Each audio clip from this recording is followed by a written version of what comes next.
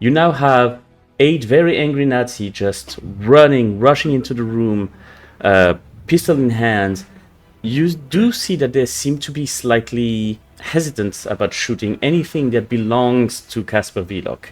The whole room that you are in is as much a library as it is a fucking museum, so there's a lot of art pieces everywhere, so they seem to be hesitating to shoot for now, at the very least. What would you like to do?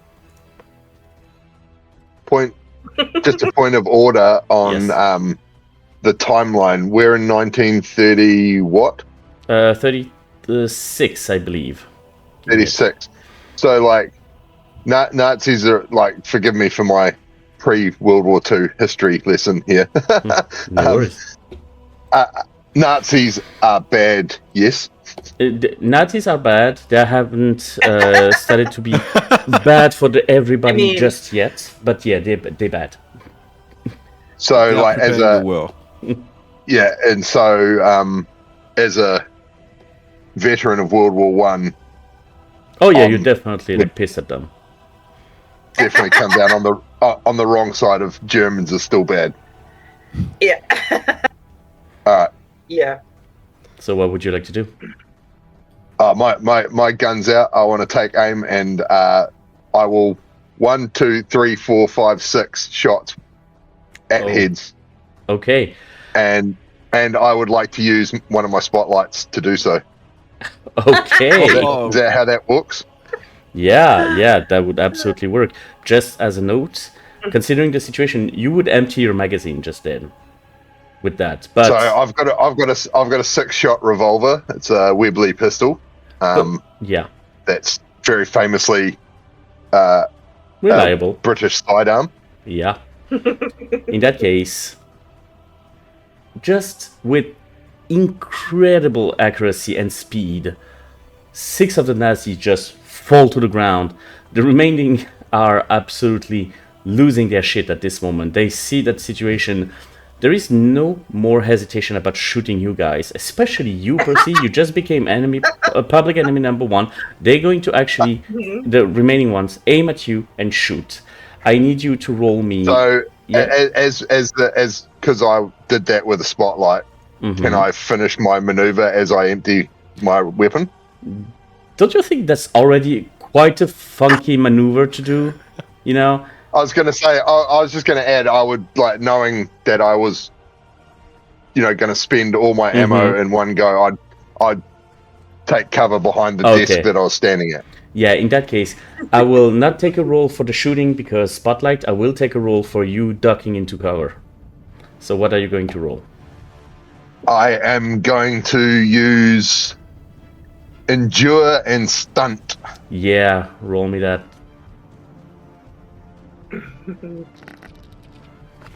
Ooh, and that's an extreme success, my guy. You just duck. You don't duck, you fucking dive behind this big ass mahogany desk that you just push to just put to the side. They shoot at it, but nah, you're not there anymore.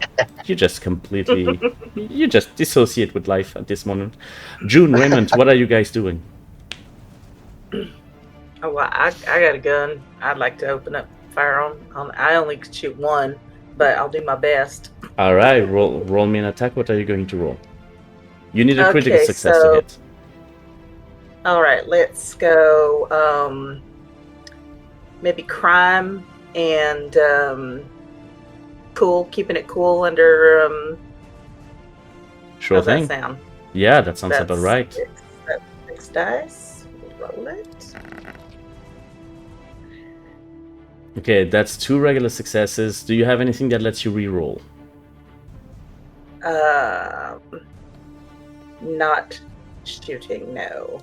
Okay, in that case, you try to shoot those guys, and immediately, especially after getting completely gunned down by Percy, they have taken cover as well. They are hiding behind a bookshelf right now. Unfortunately, your shot does not come through.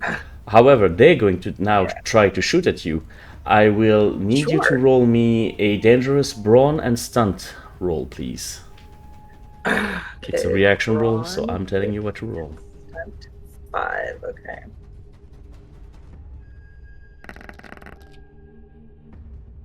Okay, that's one regular success. You try to hide as much as possible, but one of them grazes your arm. You take 1 grit. 1 grit? Okay. Yes. Raymond, what do you do? That's bad. So, while they are being shot at, I'm gonna try to be stealthy and just grab a gun.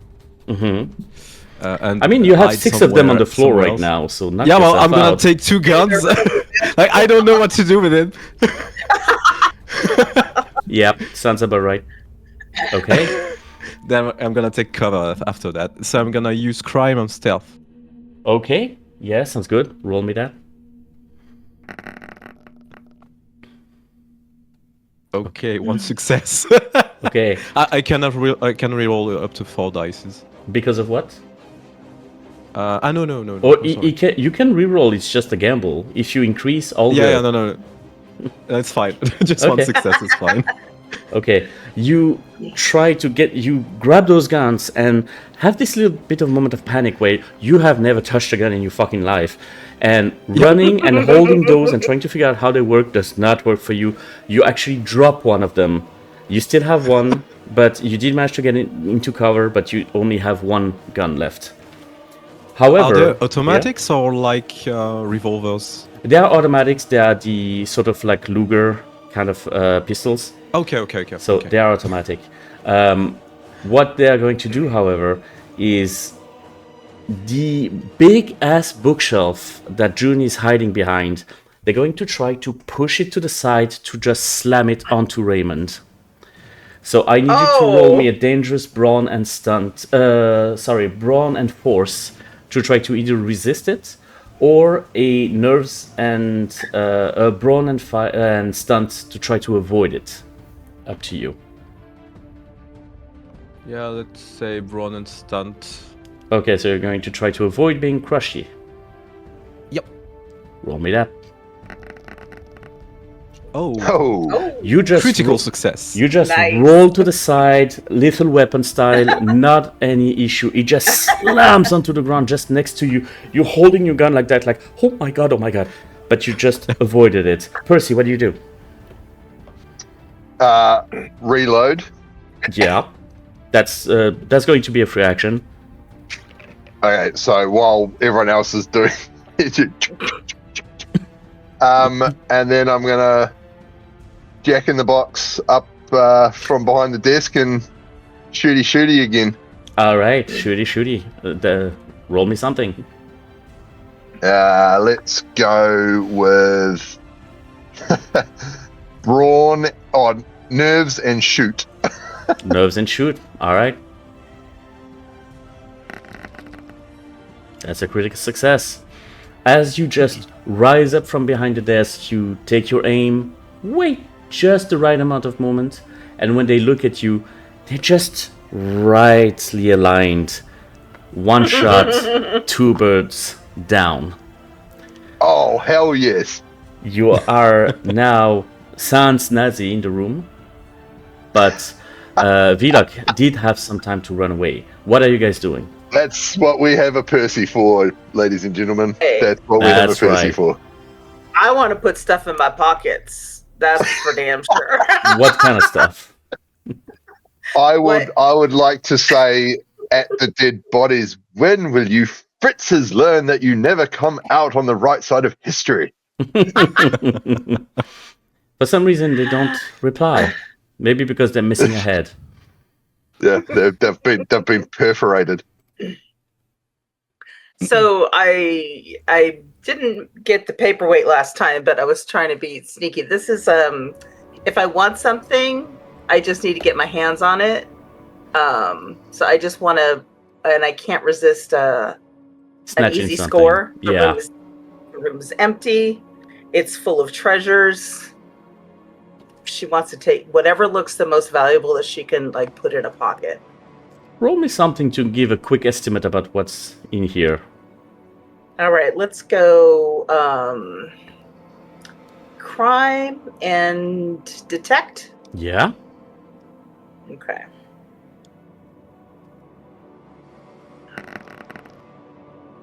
Alright. Jesus. 2 regular successes. You do spot 2 things that kind of catch your eye. The paperweight that caught your eye from the get-go, and that's definitely something you could see yourself selling. And you can see beautiful, ornate hunting rifles on the wall. 2 of them, like, hung on the wall as sort of crossed together. They're beautiful. You don't know if they're still working, but they're beautiful.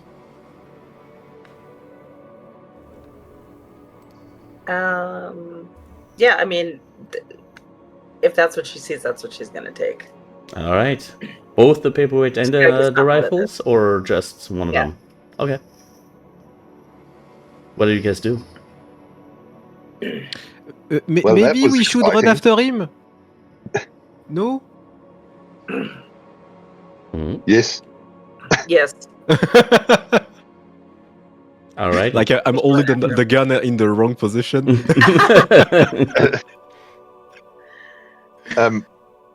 Yes. Don't hurt yourself with that, dear boy. Yes. How uncivilized it is. If he allows, I'll just put the safety on. Fun fact: there's no safety on a Luger. Is there not? Nope. No, No there's safety on a not. Luger. Percy would know that. The Germans were well, not the Germans, but the Americans, when they took it from World War II, they often shot themselves. Shot themselves, yeah. Yep. Sounds like Americans. I don't know what to tell you, folks.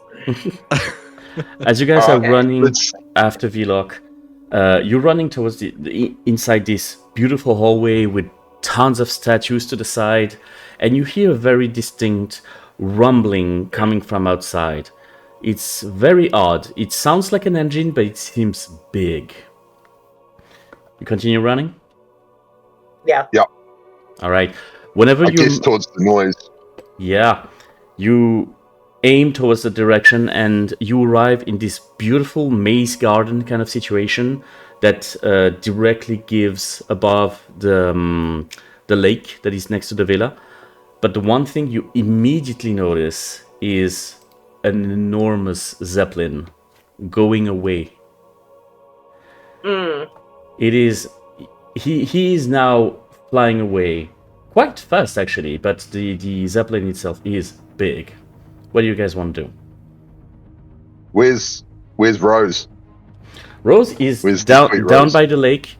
You can reach her without too much of an issue. However, you hear tons of soldiers coming by now, and just after half a second, you hear shots just going over your head and missing you by a thread. You're going to need to run, all of you. I need all of you to roll me a dangerous reaction roll. That's going to be nerves and stunt to try to dodge the bullets, basically, and So run it's towards basically Rose. And is if we're running away from the soldiers, is that towards the Sweet Rose? Yes, it would be. So Because direction Percy's roll is- pretty keen to get airborne. Yeah. The reaction roll is caused by enemy, right?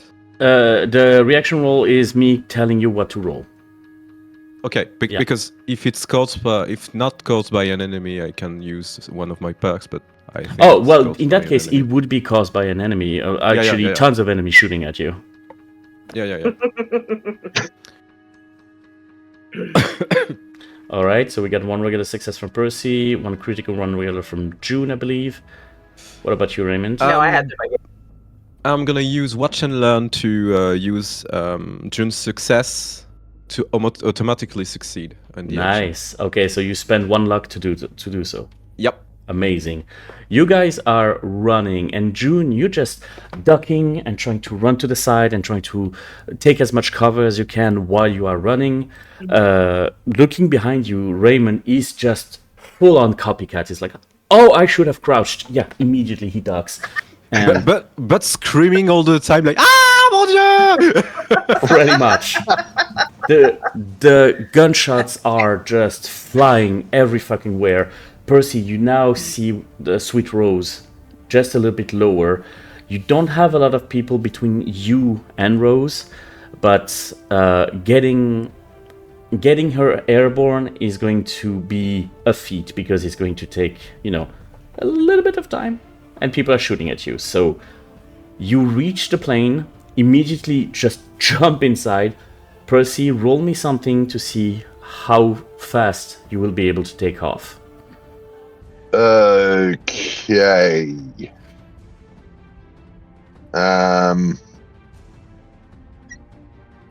Just looking. I'm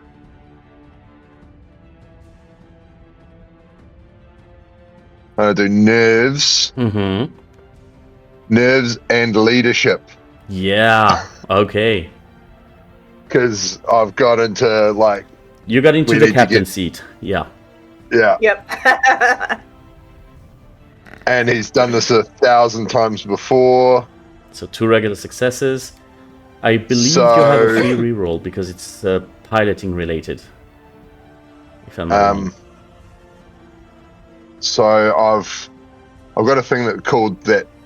Oh, is that? I don't have that written on my sheet anywhere. But is that just? What do you have in your feats? But I got that was close. Mm-hmm. Repeat 1 reaction roll of any kind. Mm-hmm. Okay. Using a stroke of luck. Mm-hmm. Using luck point, or I've got gain a free reroll when intimidating others or resisting fear. Yeah, in that situation it doesn't apply. So with 1 regular success, unless you would like to gamble it. It was 2 regular successes. 2 regular successes. Okay, apologies. You start to take off. You hear the bullets piercing your dear sweet Rose, and that really fucking pisses you off. But nevertheless, you manage to take off. All of you are now seeing just a few bullet holes happening, on the hull of the plane. It's not very reassuring, but at the moment you're airborne. I'm not sure that it really reassures Raymond either, but you are airborne. Not at all. What would you like to do, Percy? Are you trying to catch up with the Zeppelin? Are you trying to just follow? What's the plan here?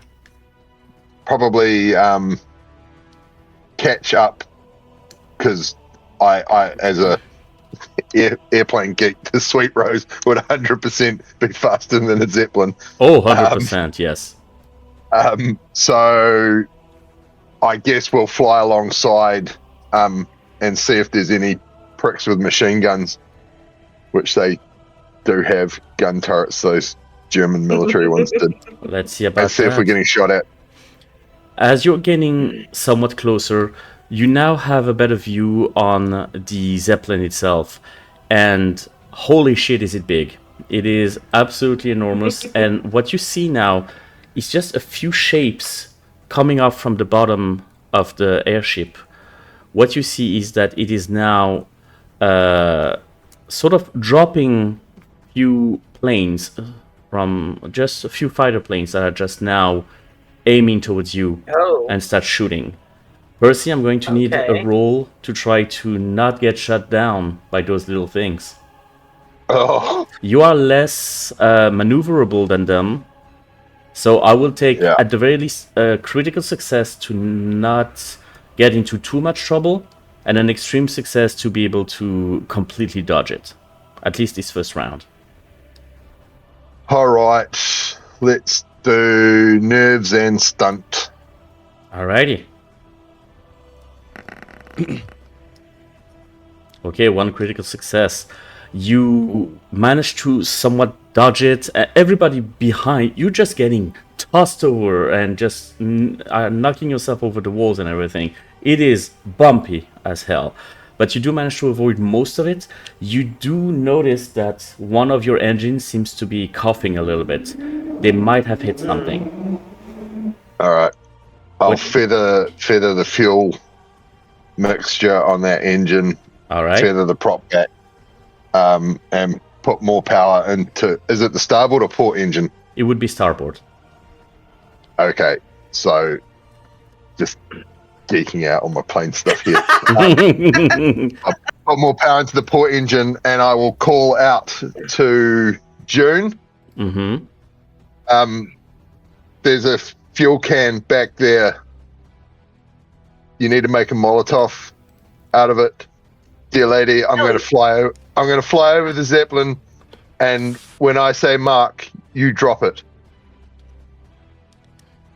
Interesting. All right. Then we shall deal with these bogies afterwards. So Percy, I need a roll to maneuver and try to position yourself in a way that is going to get you over the Zeppelin and not being gunned down. I'm gonna repeat that roll of nerves and stunt.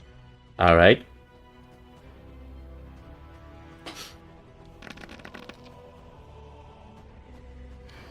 One regular success. As you're trying to gain a little bit of height, you now start to hear very, very heavy fire onto the back of the plane. And part of it now, like part of the wing has been kind of shredded.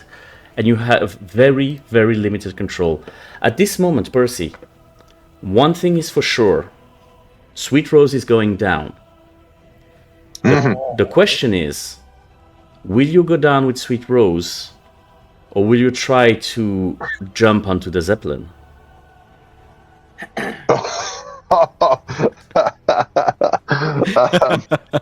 Well, knowing how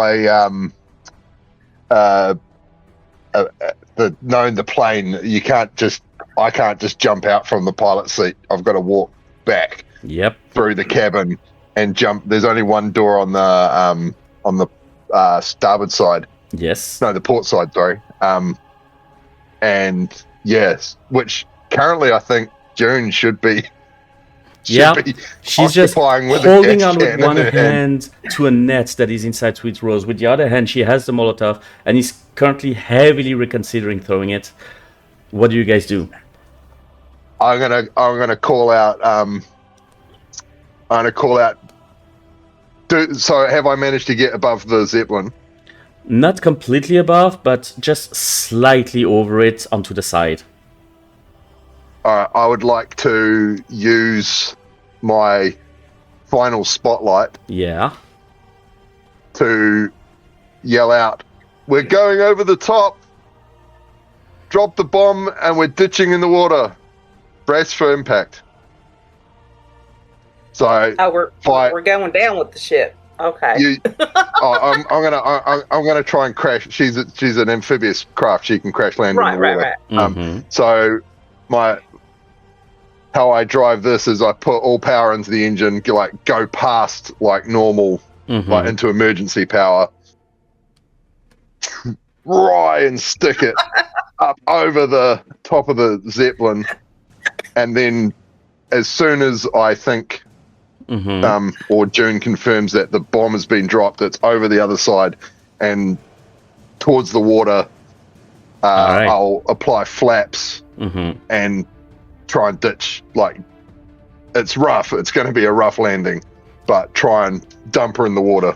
All right. In that case, here's what's going to happen. Your spotlight is going to be used to be able to position Sweet Rose in the right position. Now, dropping the Molotov is going to be up to June. Please roll me something. How about roll? So, what you think?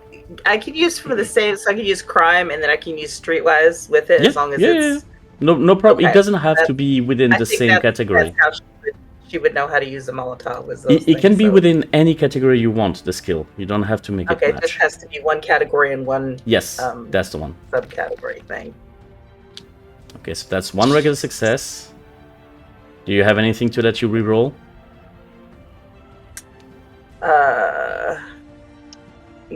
Well, it says I gain a free reroll when you use sleight of hand. That's not a sleight of hand, I'm afraid. Block or doing something against the. Nope, this doesn't go against the directives of the others. So nope.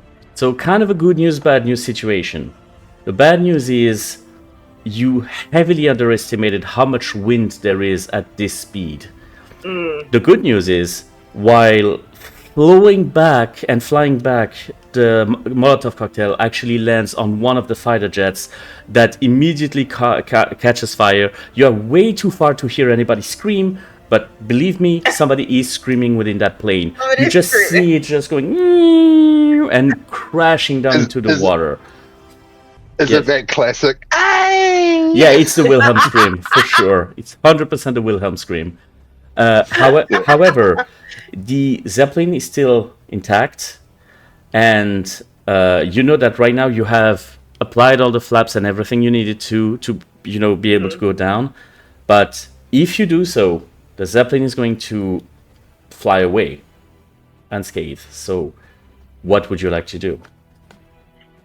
Well, I know that we're going down, so there's no two ways about that. We're going down on the Zeppelin. While Percy's landing, can I try to shoot the Zeppelin? I mean, you could definitely try. I would say, however, that if you so desire, you're not forced to do so, but if you so desire, there is this sort of netting that is all over the balloon part of the Zeppelin. You could possibly hang on to that, should you fall in the right place. I want to shoot it. I don't want to jump on it. Yeah, sounds like a plan. Oh, I'm like, what do I need to know about that?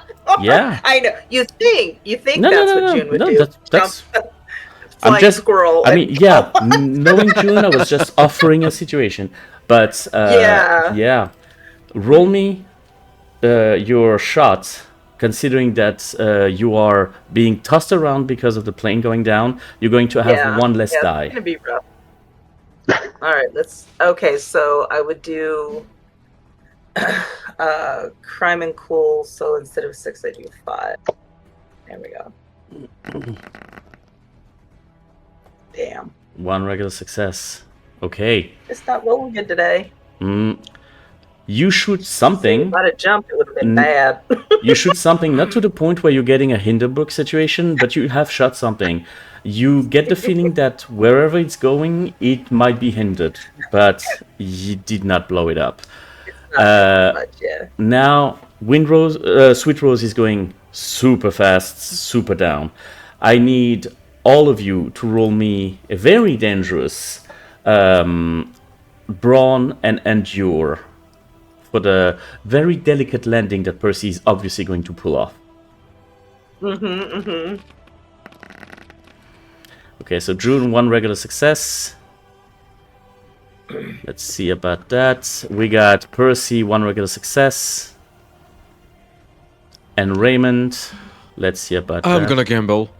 You're going to gamble? Alrighty. Yeah. No successes if I'm gonna try. Yeah. Oh, come on. Alright. You guys go down hard. June and Percy, you take 3 grits. Raymond, you take 6. Oh! I'm past bad. The impact is violent, and you are... when you're not attached in the back of the plane and the plane suddenly goes to a start, you don't. You just fly like a bullet to the front of the plane and just crashes headfirst onto the cockpit door. Yes, Percy. I have my harness in the seat on because right. I don't, because I was standing all the gear all the time.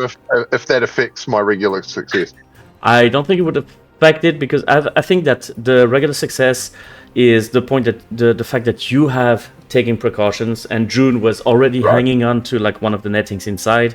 It's just that Raymond did not necessarily have the idea to just strap himself, especially considering there is, if I'm not mistaken, there is no seat at the back of Sweet Rose. It's more of transport it's kind of cargo. situation. We're just it's cargo, right? Hanging out back there, right? Yeah. There probably would be 2 seats right behind the cockpit. Still, but he sees them up close now. June definitely wasn't in one of them, and I don't know what Ray doing. He's probably just freaking out. Raymond for sure wasn't, with no successes. Was so afraid of what's going on. My grit has gone past bad. All right, which means that you are getting a condition right now.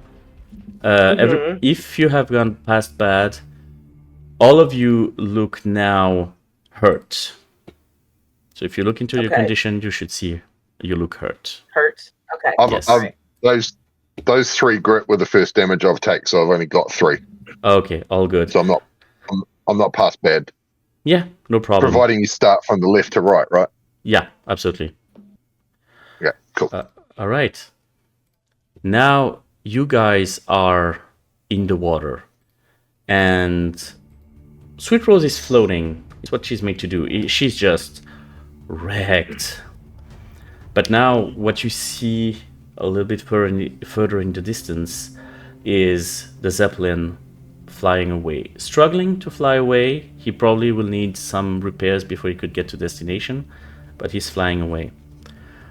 Raymond, since you probably are the person who would have noticed that, could you roll me something to see if you would recall what the destination was on the cipher once you deciphered it?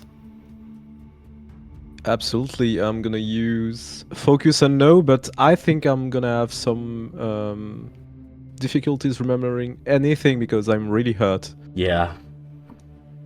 You're still a So bit... maybe when I wake up, maybe I will remember something. Bit of a right concussion, yeah. Yeah. Ooh. Still a critical success. One critical success. Okay. You do remember some coordinates. It will take a little bit of time for you to just, put them back in order in your head. But you get the general idea, the general gist of where that cipher was leading people. So you would know roughly where to go. Of course, once you wake up, because right now you're out cold, birds flying overhead, the whole shebang. Percy, what kind of situation would you have, like sort of a plan to get Sweet Rose out of the water? What's the plan here? I guess the first thing I'd check is if she's taking on water. She hasn't.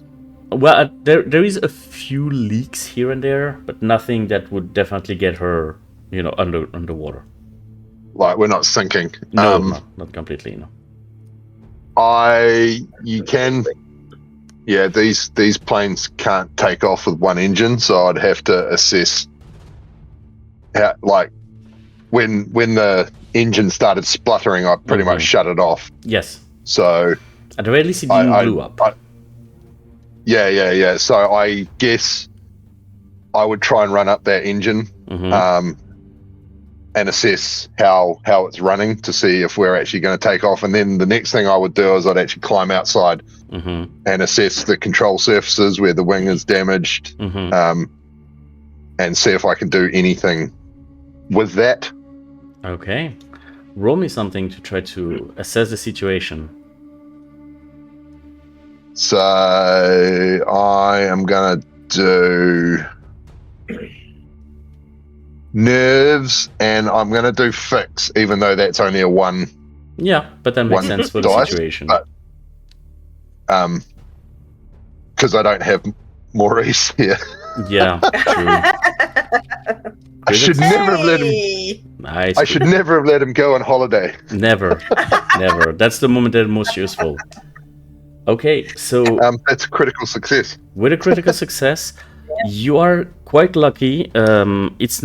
You could possibly, not fix to the point where she's, brand new, but enough for you to take off within a few hours of work.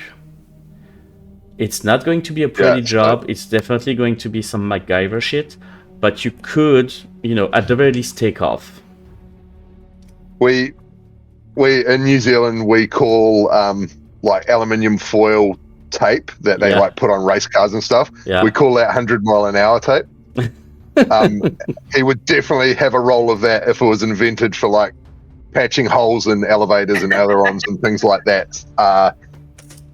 Patching any, like holding down any bits like loose cladding and things like that. There's definitely like a fairly well but light stock toolkit on board. Okay. Sounds good. So several hours. I would have deployed the life raft so I can move around the fuselage and whatnot in the water easier without getting wet. Okay. So Yeah, and then the last bit of that is checking, or like probably if the engines run up, I'll be doing some putting around like a boat, checking control surfaces and the feel of the yoke, rudders, whatnot. All of those things are definitely damaged, not to the point where they're going to just fly away suddenly. You know, everything seems to be still holding on. But I mean, you're not going to be able to continue flying for a year in that situation. You're definitely going to need some heavy repairs, but nothing that would prevent you to already take flight, you know, once your patch repairs is done. I imagine all the trims on the control surface of the fucking all out of whack and all over the place just to get the thing to go straight. Yeah, you're definitely going to have to adjust a lot of things. So while he's doing that, can I do anything to help Raymond?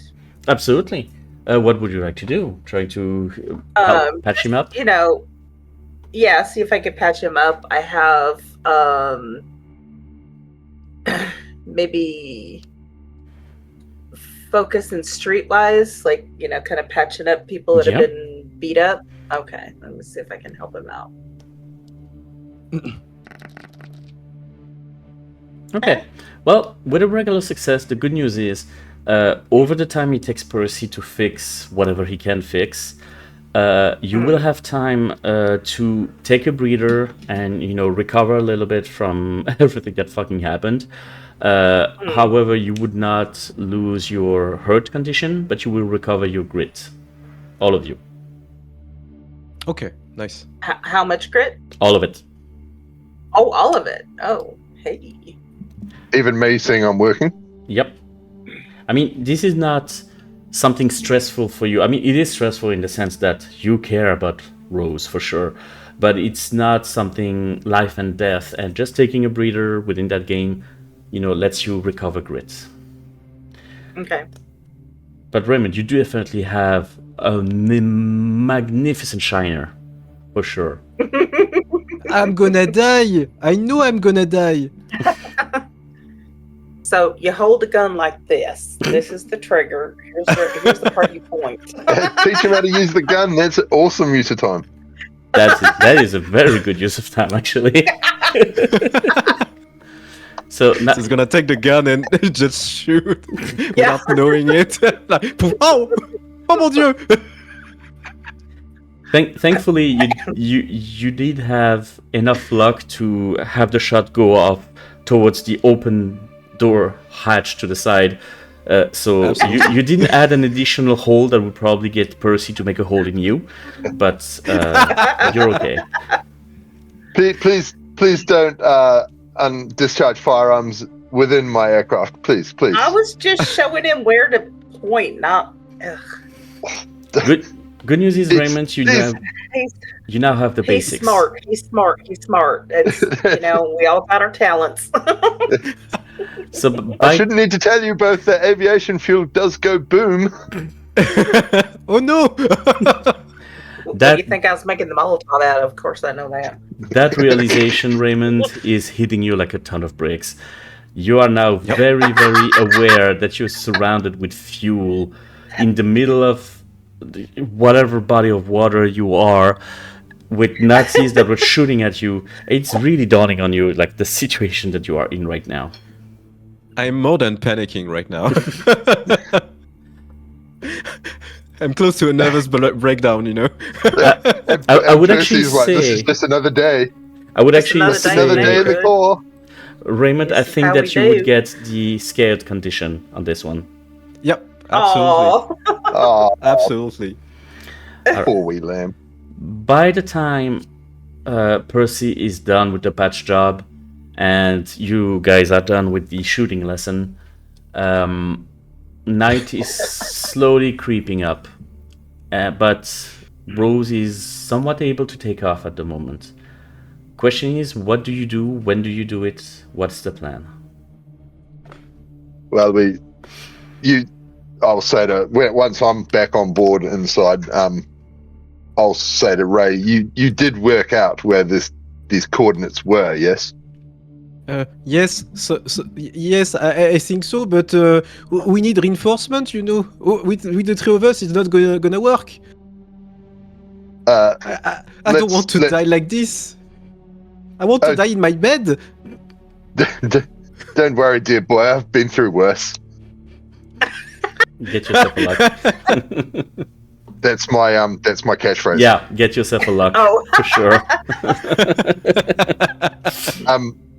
I'll get out the charts that I carry on Sweet Rose, which is, charts of basically the entire world because she's been everywhere, man. Pretty much. I will have had the chart of this general area probably at the top already to get to Wieloch's place and whatnot. Yeah. So, and I guess I will use my rough triangulation of. I was very distracted, but I imagine I'd be able to put us somewhere in this area of ocean. If the stars come out, I'll be able to tell you that completely confidently.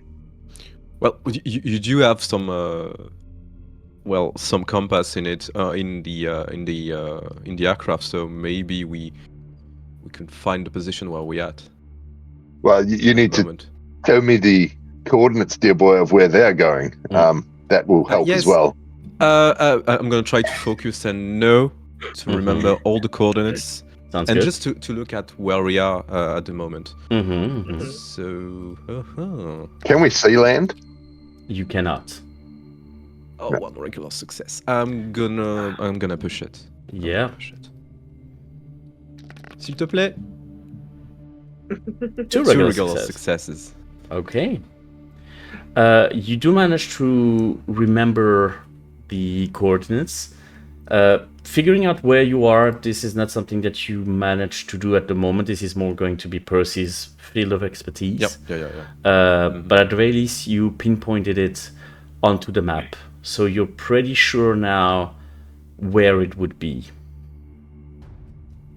And where would that be? Where are we off to? So you are going towards the Atlantic, and it seems to be in the middle of nowhere. There is no island in that area. There is no shore. It seems to be absolutely nothing. At the very least, on your maps, it seems like nothing. Well, that's interesting. I mean, that's kind of par for the course for this adventure so far. So we are basically going nowhere. That's good, right? It's not bad. But there must be another way to reach the point. That's my catchphrase. Get yourself a luck, my friend. Thank you. I don't like my catchphrase. I don't think she would ever say that. She wouldn't? We can workshop Either redo it or someone else will? No, she wouldn't. What is it? What is it? What is June's catchphrase? Either redo it or someone else will. We can workshop it. Yeah. Oh, just got to get creative with it, Kit. Yeah. Okay. I should have worked on that because I noticed last time. All right. Okay. So do you want me to roll something to try and figure out our start point, like where we currently are, so that I can fly in the right direction to this place? I would say that you would be able, considering your job, you would be able to figure it out without a roll, but if you roll, you would probably figure it out faster. So it depends on how much of a hurry you are. I'm not in a hurry because I definitely want to do this by the stars, and I'm not super keen on flying Rose in the dark currently due to state. If you take your time, it's going to take you a little bit more time, but at the very least you don't have to roll anything to figure out where you are. Once you are airborne, I would say in that case then we're not going to fly in the night. I would suggest that we rest and take off at first light. There's nothing, they're already well ahead of us at this point. I don't think there's anything to be gained by risking life and limb by flying in the dark, even though Rose doesn't know it's dark. So you just want the stars right where we are. not. Yes, to fly. stars for navigation to figure out where we are on the map, so that then I can chart point A to point B. All right.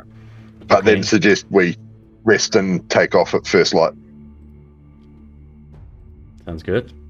You You want us to just sleep out here in the middle of the ocean on the plane, or try to, We Dock or kind of somewhere. are in the middle of the Atlantic. It's gonna freeze. We have cold nights in the Atlantic, so oh god. I mean, I could probably fly us to land, if you wish, but we are quite safe just bobbing here as long as the weather doesn't turn. I know, but I don't want to freeze to death like we are like last time, So maybe we should go, and we can land somewhere. I don't know, like a small island, or something. We can find something to eat.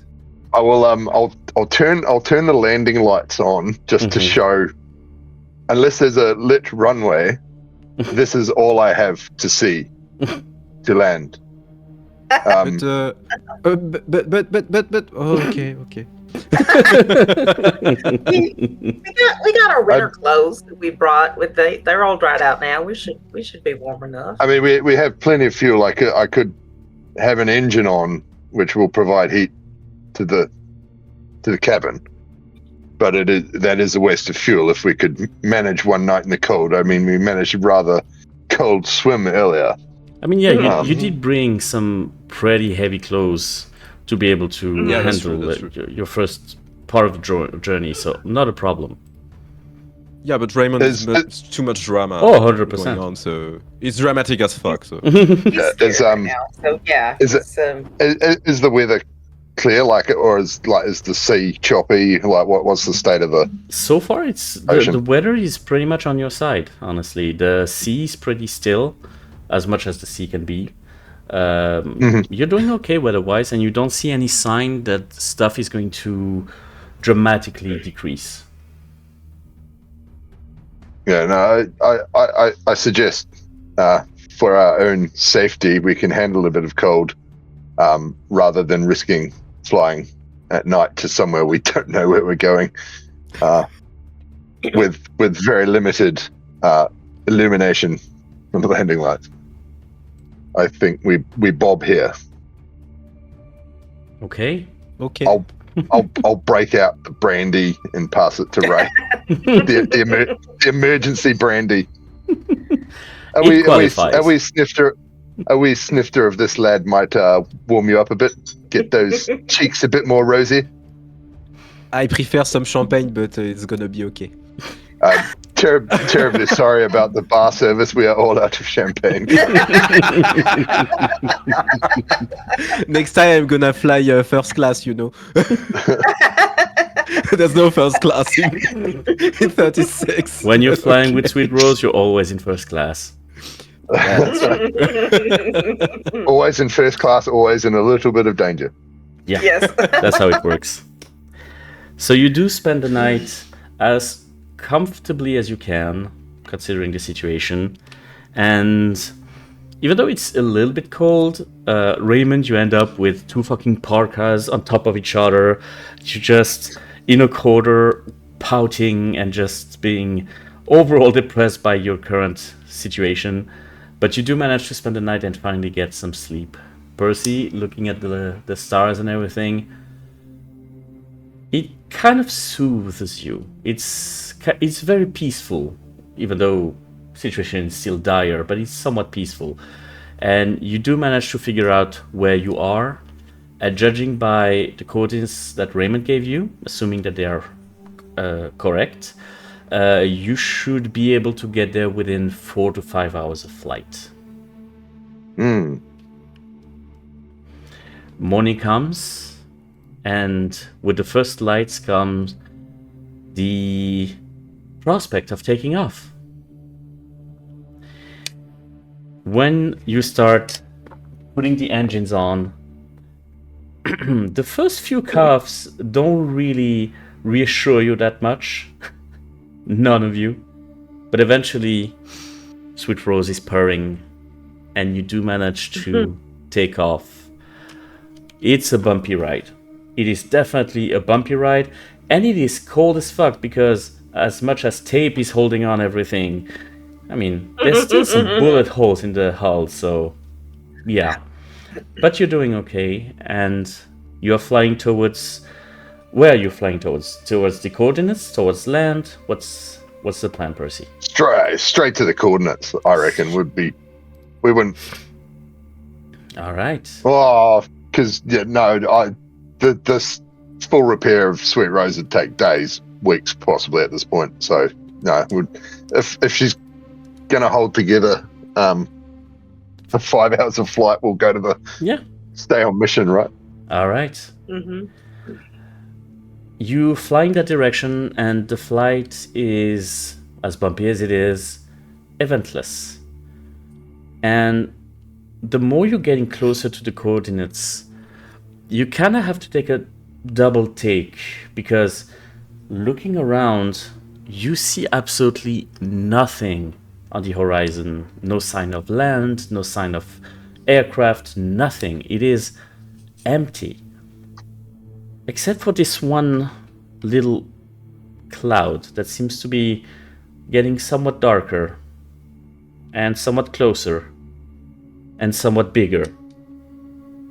For some reason, It's not a cloud. the more you're getting closer to that direction, which seems to be exactly where you're going, the weather is declining extremely fast. Now you are feeling you just hear every single fucking water drop onto the screen, the shield, or the window. Sorry, I don't know how it's called. Anyway, windscreen. Thank you. Windscreen of Rose, and in addition to the very heavy wind that you're maneuvering right now, you start to hear rumble and the sounds of thunder. Percy, I need a roll for you to maneuver in that very bad weather with a craft that is not at its best. Sorry? With a craft that is not at its best right now.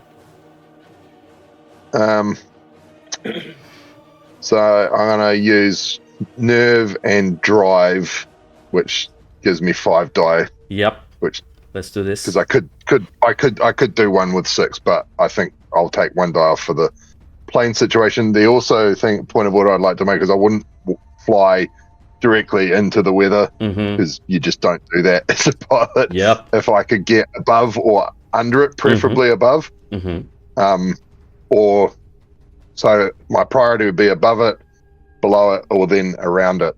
Okay, sounds good. So here we go, team. My internet decided. Betrayed by techniques? I think my page is frozen. I'm just going to reload it.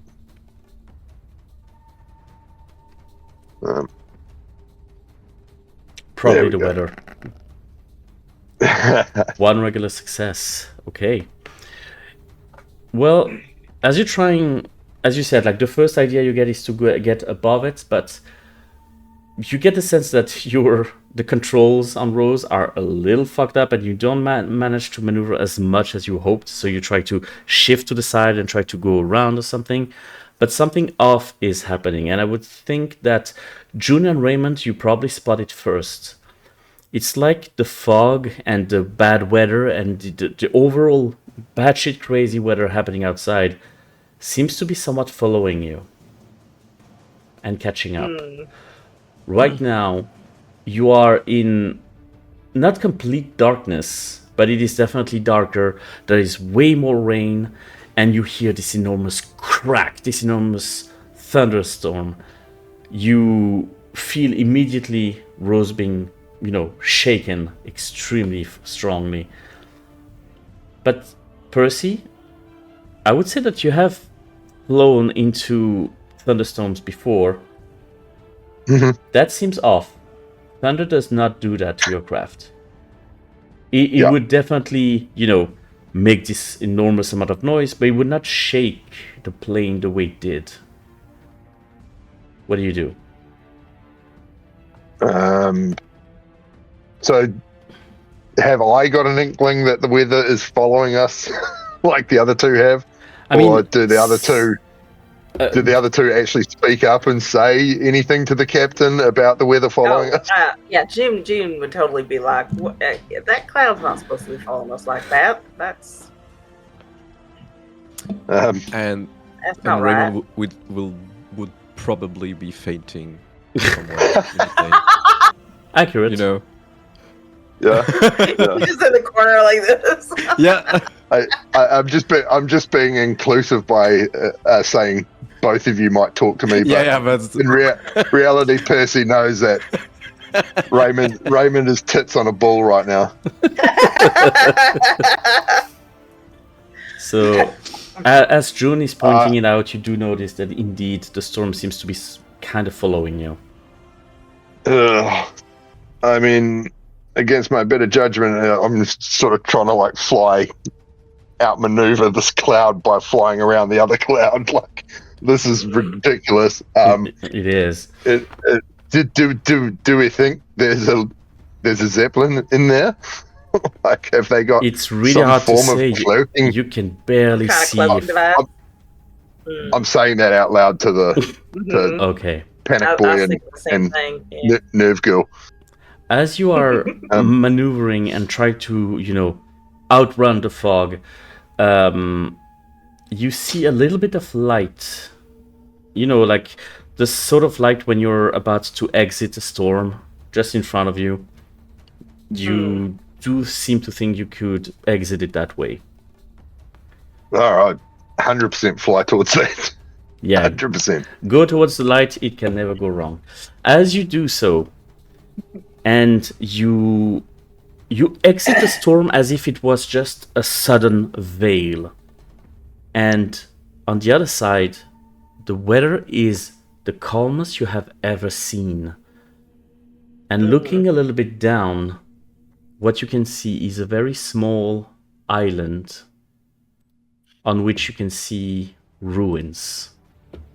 Tons of ruins.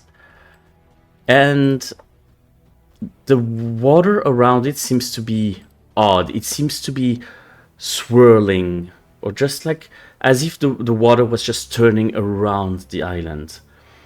You're just taken aback by that vision, by that island, only to realize that even though you are cleared out of the storm right now, you feel the shake again, stronger this time. The rose is completely pushed to the side all of a sudden. And as you're just trying to maneuver, turn, do whatever you do to be able to stabilize it again, you see that Rose has been hit from something emerging from the water. As tall as a fucking skyscraper, you see 3 tentacles coming from the water, trying to grab Rose. Oh, you've got to show the viewers the Rose artwork now. Yeah. With the tentacle behind it. I will 100%. Right? I will 100% display it when I edit the video. Yeah, the premonition. Yeah. Yeah. Did we see the zeppelin? Give me a roll to try to spot it in that stressful situation. Okay, so oh gosh, my awareness isn't great, but I feel like it would be awareness and focus. Oh, it's not going to be great, but that's you go with what you got. Hey, one I regular rolled just success. as well with 3 dice as I did with 6. It's a little hard to spot. I would like to do focus and detect. Yes, hit me. I would say, Raymond, if you want to give it a look as well, you're more than welcome. Not gonna do shit. You still like... Yeah. Makes sense. He's really scared and no.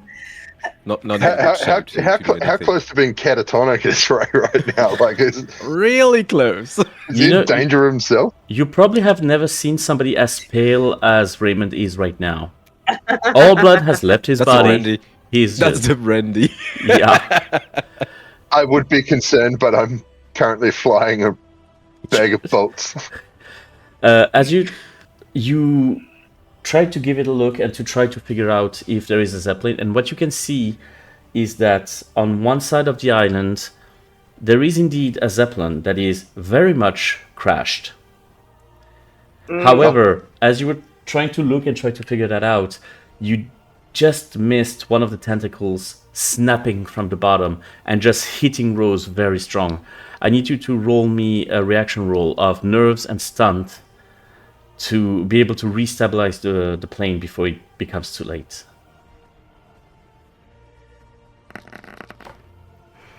Oh, hell yeah. One regular, one critical. You do manage to stabilize it right immediately. You get this sort of protective parent instinct, was like, nobody's fucking touching my Rose. My baby. I would say that since you got a little bit more successes, first of all, you get a luck point, and second of all, you, judging by where the tentacles come from, you get the feeling that if you go to sort of the other side of the island, you might be out of reach of the tentacles.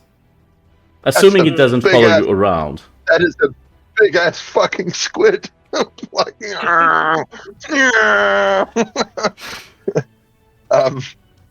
I would like to, as we escape the tentacles, I kind of assumed I assumed we were about sort of 15,000 feet in the air, but obviously we're lower than that.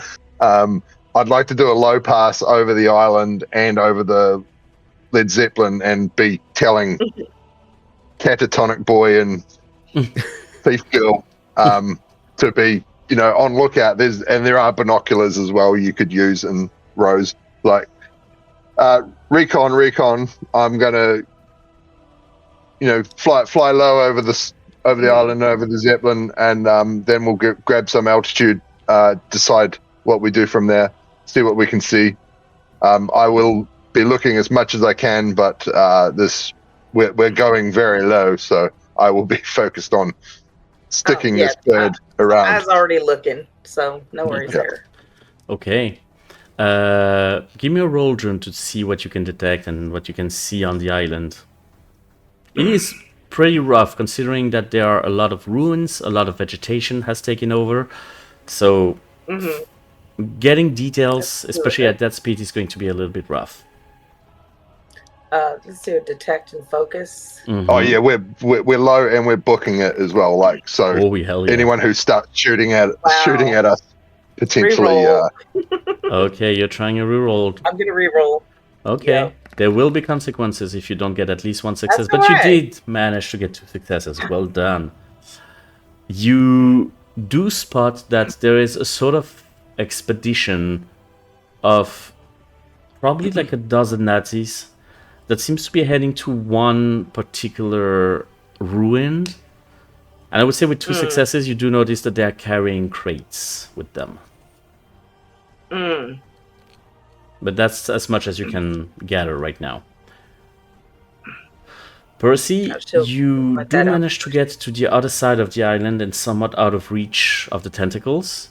They sort of revert back underwater, but you have never seen something of that magnitude. This was literally a skyscraper, size. It was absolutely unlikely.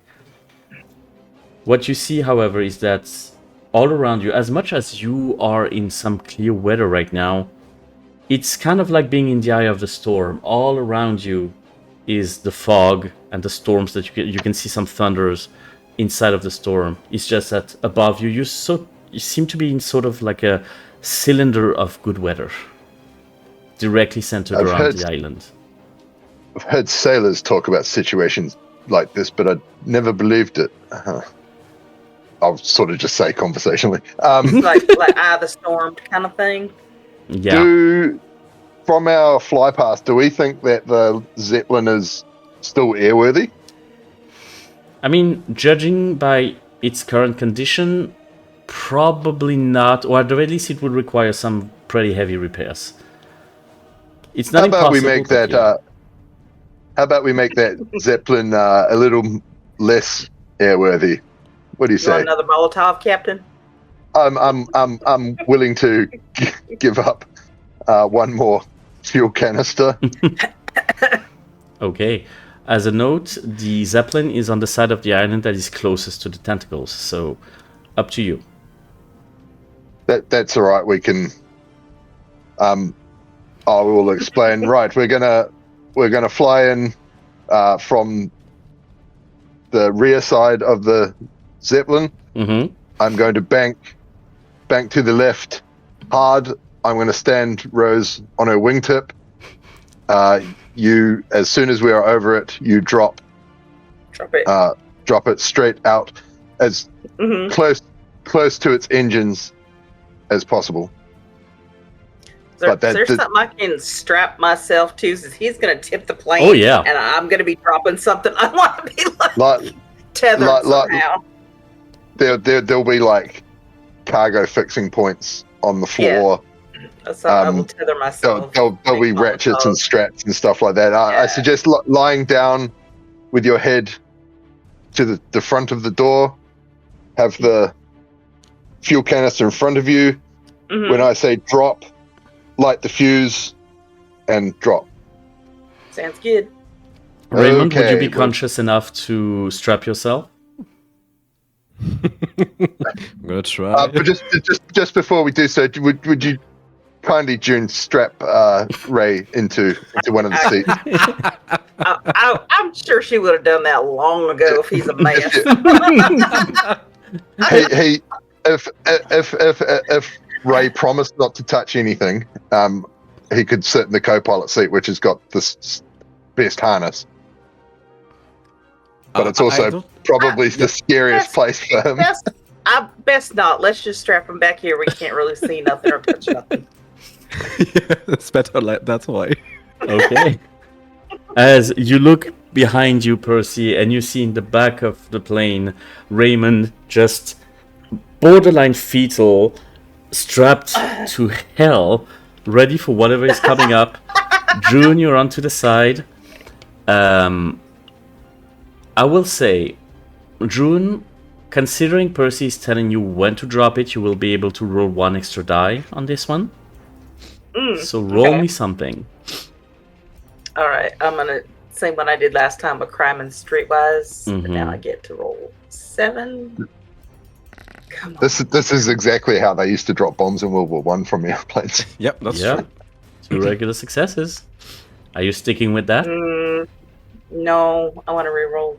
Okay. I want this to be good. Sounds All good. right, come on. Which makes 3 regular successes, which amounts to a critical. All right. Okay. That's the best I've rolled all night. Just before we do this maneuver, I'd totally look back and look Ray right in the eye and just give him a thumbs up, and then because I'm in my element, I'll give it a tally ho, attacking now.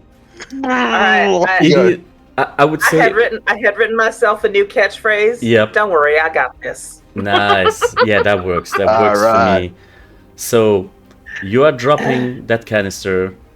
Raymond, bombs away! You're borderline panicky by just how much fun Percy's having at this very moment. It seems to be more scary than the fucking sky-high tentacles that just emerge from the sea. And June just drops the canister, and you see that the exterior of whatever is remaining from the Zeppelin is catching fire very, very fast. That shit is not taking off anytime soon. Do we get a Hindenburg yet?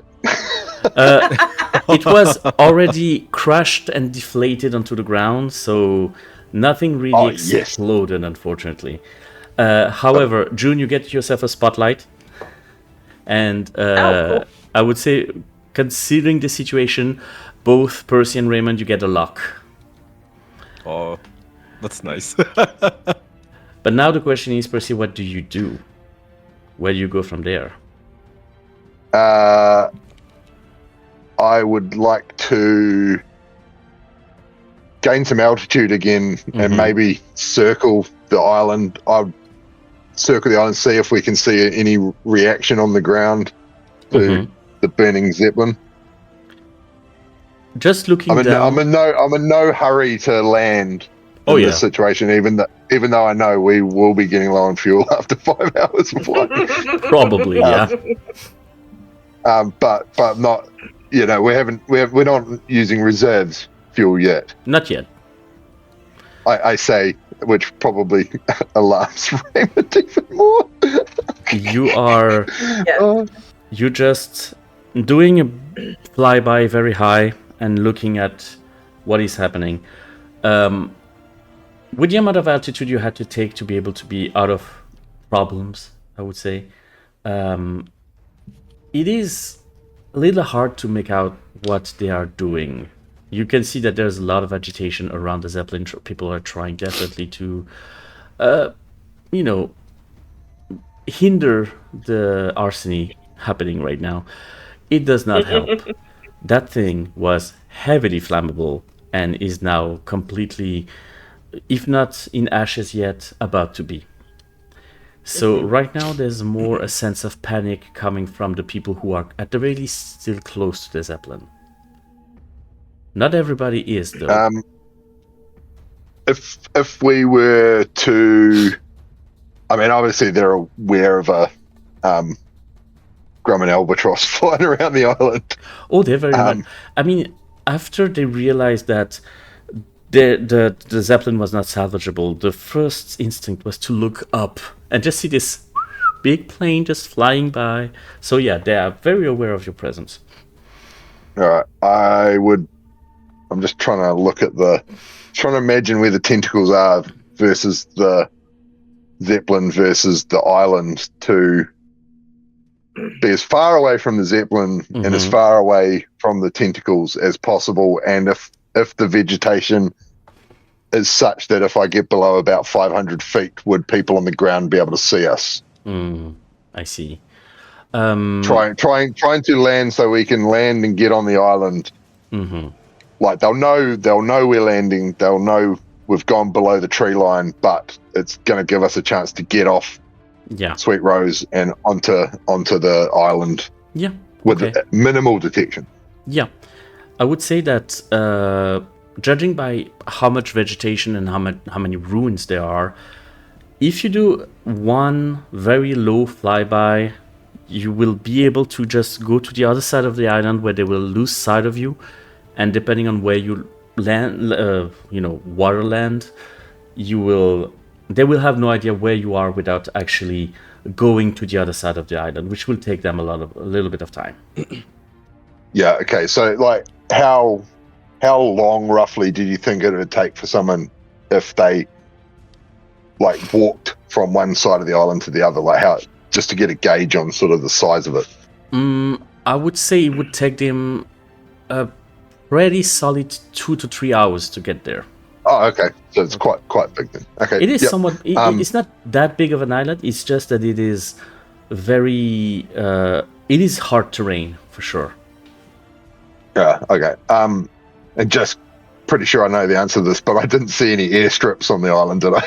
Oh no. No. I will relay all of that to my esteemed colleagues. The plan to land over there. And we will try and disembark and get on the island and get to some form of cover or defensive position before they can arrive and interfere. Yeah. Okay. Are we happy with that? Yes.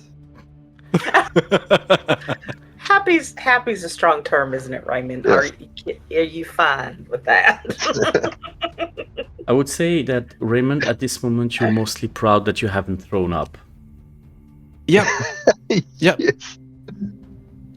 If he said no, I was going to do it anyway, but I don't think he's in any state to stop anybody else doing anything right now. There is this one place where you feel like you could not only land Rose, but also be a little bit out of sight, as there is this sort of cove onto the side of the island.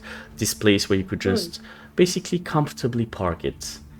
It doesn't. All right. It doesn't give way to a sort of beach. It's mostly rocks and a little bit of forest, but you have it's not really a path, but manageable terrain for you to walk on, at the very least, if you go. Let's do it. Yeah. Land the bird. Landing when nobody's shooting at you and no tentacle is attacking you is fairly easy. This is your jam. You know what to do. And getting off the plane is somewhat of a reassurance for you, Raymond. It feels very nice to be able to finally not be in the air. And Kiss the ground. It's pilot Yeah, I'm gonna kiss the superstition to ground. kiss the ground. and it just takes you a very small trip onto the life raft to get onto the island itself, but you are now on proper land. And if we landed in a cove, we wouldn't have needed the life raft. I would have probably, if it's sandy and not rocky, I would have nudged her into the sand to hold while I got off and tied her up. Yeah, it is from the front. somewhat rocky, but not heavy rocks. It's mostly pebbles, so enough for you to be able to get there. Okay. Yeah. So Okay. anytime we can avoid using the life raft to get to and from Rose is Preferable. optimum. Yeah, makes sense. You are now onto the island, and looking around you, the water makes absolutely no sense. When you're used to seeing waves coming to and fro, now they seem to be circling around, as if the island was in the center of a gigantic whirlpool. You can still see further in the distance the storm that seems to be still raging and does not move a bit. The island remains in the center of the storm. Yes, Percy. In our time fixing Percy, fixing Rose and all that, sleeping overnight and things like that, would June have had a chance to figure out if those rifles of hers work? I They was do. going to ask about that. Thank They you. do work. I don't think that you have trained Raymond to use them. No. It's already good that he has been trained to use pistols. But No. there are 2 rifles, and you do have a box of ammunition. Okay, that was my next question. All right. Cool. And are those are like longer range? They are longer range. They are hunting rifles. Okay. Yeah, that's what I was, and like more powerful, Yes, like big game hunting type, so more powerful. pretty much. I don't know guns. I'm trying my best here. Yeah. Would you mind ever so much if I borrowed one of those while we're on our little excursion? I got this one for you, hon. Oh, bless. All right. Now that you are on land, what would you like to do?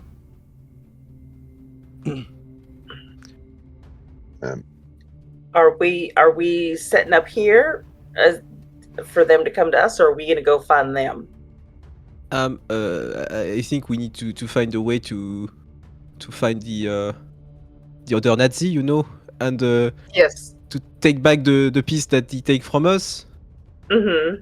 We cannot let the Führer have all the things inside here, You have Yeah, one.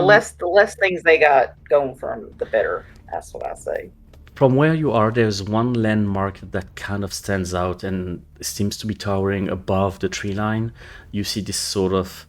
It probably has been a temple at some point. It's just that it is in a very disheveled state. But it is still very majestic and very impressive. Can I use my focus and know to maybe find a way to the center of this temple or something? Absolutely. Like there might be some architectural hints, like Greek or something, similar to where we are. So I'm gonna try if you're okay with it. Absolutely. Roll me something. And I have a free reroll in that case. Yes, indeed. Which is a good idea. You already have 3 regular successes. Oh, so no I'm gonna rerolls. reroll. Because they're all part of a success, so you don't get to reroll anything, but that still amounts to a critical success. Okay. So that's fine. Yeah. You do recognize a tiny bit of similarities between ancient Greece, sort of, the way it's done. But also, that these buildings also have a sort of multiple entrances. There is the main one that has these usually enormous stairs and columns and everything, but you do know that there are usually annexes and other entrances. And judging by the way it's positioned, you feel that if you're going that way, you would probably reach one of those. Or close. Yeah, I'm gonna search for the priests and all the people working inside the temple. Yes. All this kind of entrance, not the regular one that you're gonna take if you're gonna pray or something. Absolutely. You know that, judging by where the Nazis landed or crash landed more, they would probably be more towards the main entrance, which would be definitely more for the regular people sort of thing. So if you do manage to reach sort of the priest entrance, if we call it that way, you would probably get there faster than them, for sure. Okay. So maybe you have to follow me. I can find the way. So you guys... Really reassuring. Yeah.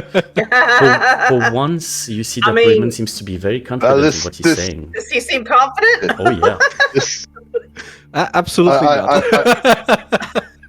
I'm loving this newfound confidence, dear boy. Absolutely lead the way. I don't know if this is sarcasm, but okay.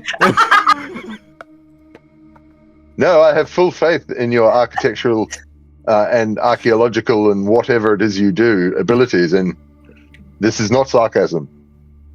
All right. Where you shine. This is where you shine, Raymond. Just take the compliment.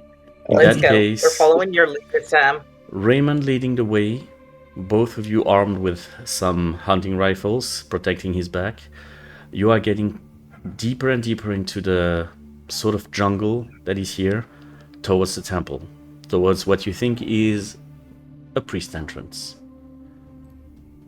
Raymond, the moment you manage to reach the stone elements of the structure in front of you, you see a little bit further away, probably like 50 meters away from you, a sort of bridge that seems to be leading towards the building, towards the temple. So you can very easily reach it. Now that you have a landmark to aim for, you can definitely go that way. The structure is absolutely colossal. It has definitely been impacted by time, for sure, but the sea has not reached it. Okay, that's what I was going to ask. No, nature has taken its place, but the sea has completely ignored that building. You see on every side of that, side of that bridge, statues, low reliefs that portrays so many different things. Most of them water related. And you see a series of inscriptions. They seem to be in a very, very old language, and you're not exactly sure which one it is, so deciphering it will probably be rough. You can attempt it, it's just going to be a little bit rough. Try. Yes. I'm gonna try. So I'm gonna use focus and know, and I can use a free reroll. Mm-hmm.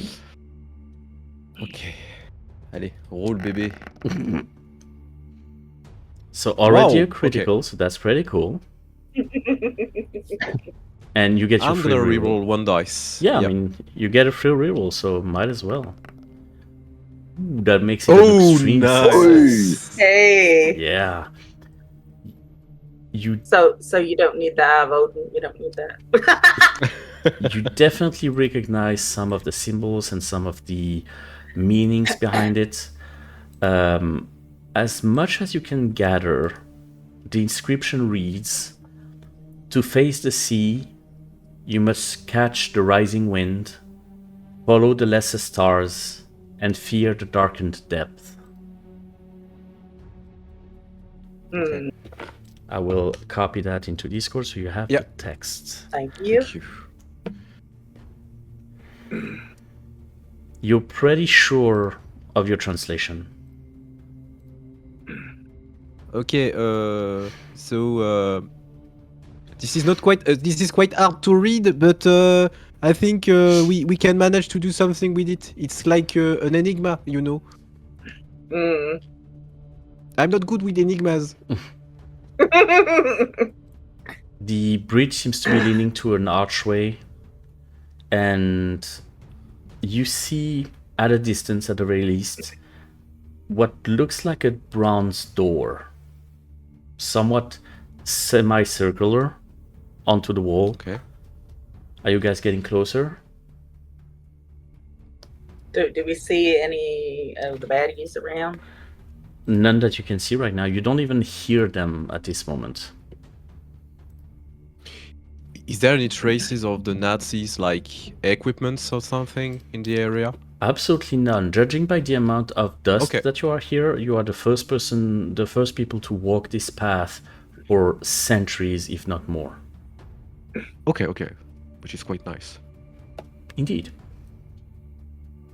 So, Percy, this sounds like, catch the rising wind, you, follow lesser stars, you, fear of the dark and depths, you. Oh Right. yes, fear the dark and dead. Absolutely. Right? That's interesting. Like you were meant to be here or something. To face the sea is No. the odd Yeah, part. that's Like, what? I think what we're meant Why to do we need to face the sea?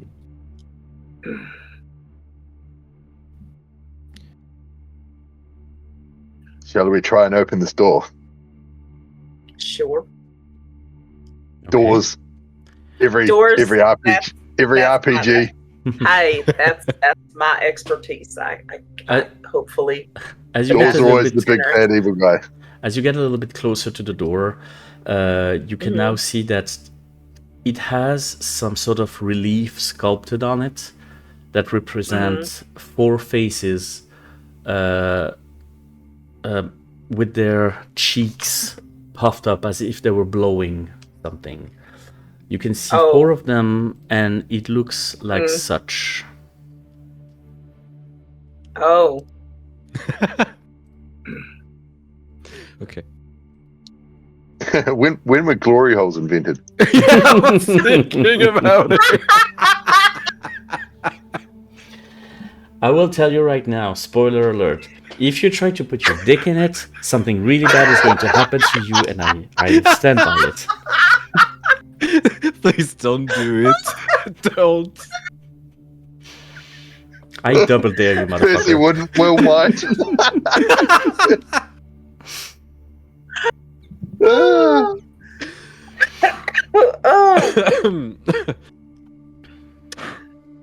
Over to you, Ray. This seems like your area of expertise.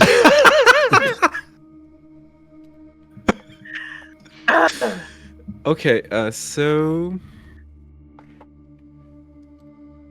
for the lesser star, fear the darkness, death. So I have one of my feats is lockpicker. Doors, safes, vaults stand no chance against your surgically precise methods. But I kind of want to investigate it first to see if I can figure out what needs to be done first. So let's maybe do focus and detect. Yeah. Okay, let's try that. Regular success. That's one. I want to try something. Yes. Yeah. Yes. I'm gonna reach the door and like put my hand on it, searching for something. But I'm gonna try out my luck to manage to fail something, like pushing the wrong button. Interesting. Okay. If you're okay with it. I am okay. I would just let you know that you don't feel any button onto the door. The only part that seems to be different is the mouth holes. But you do not see anything that seems to be that you would be able to press or push. The door itself seems to be solid bronze.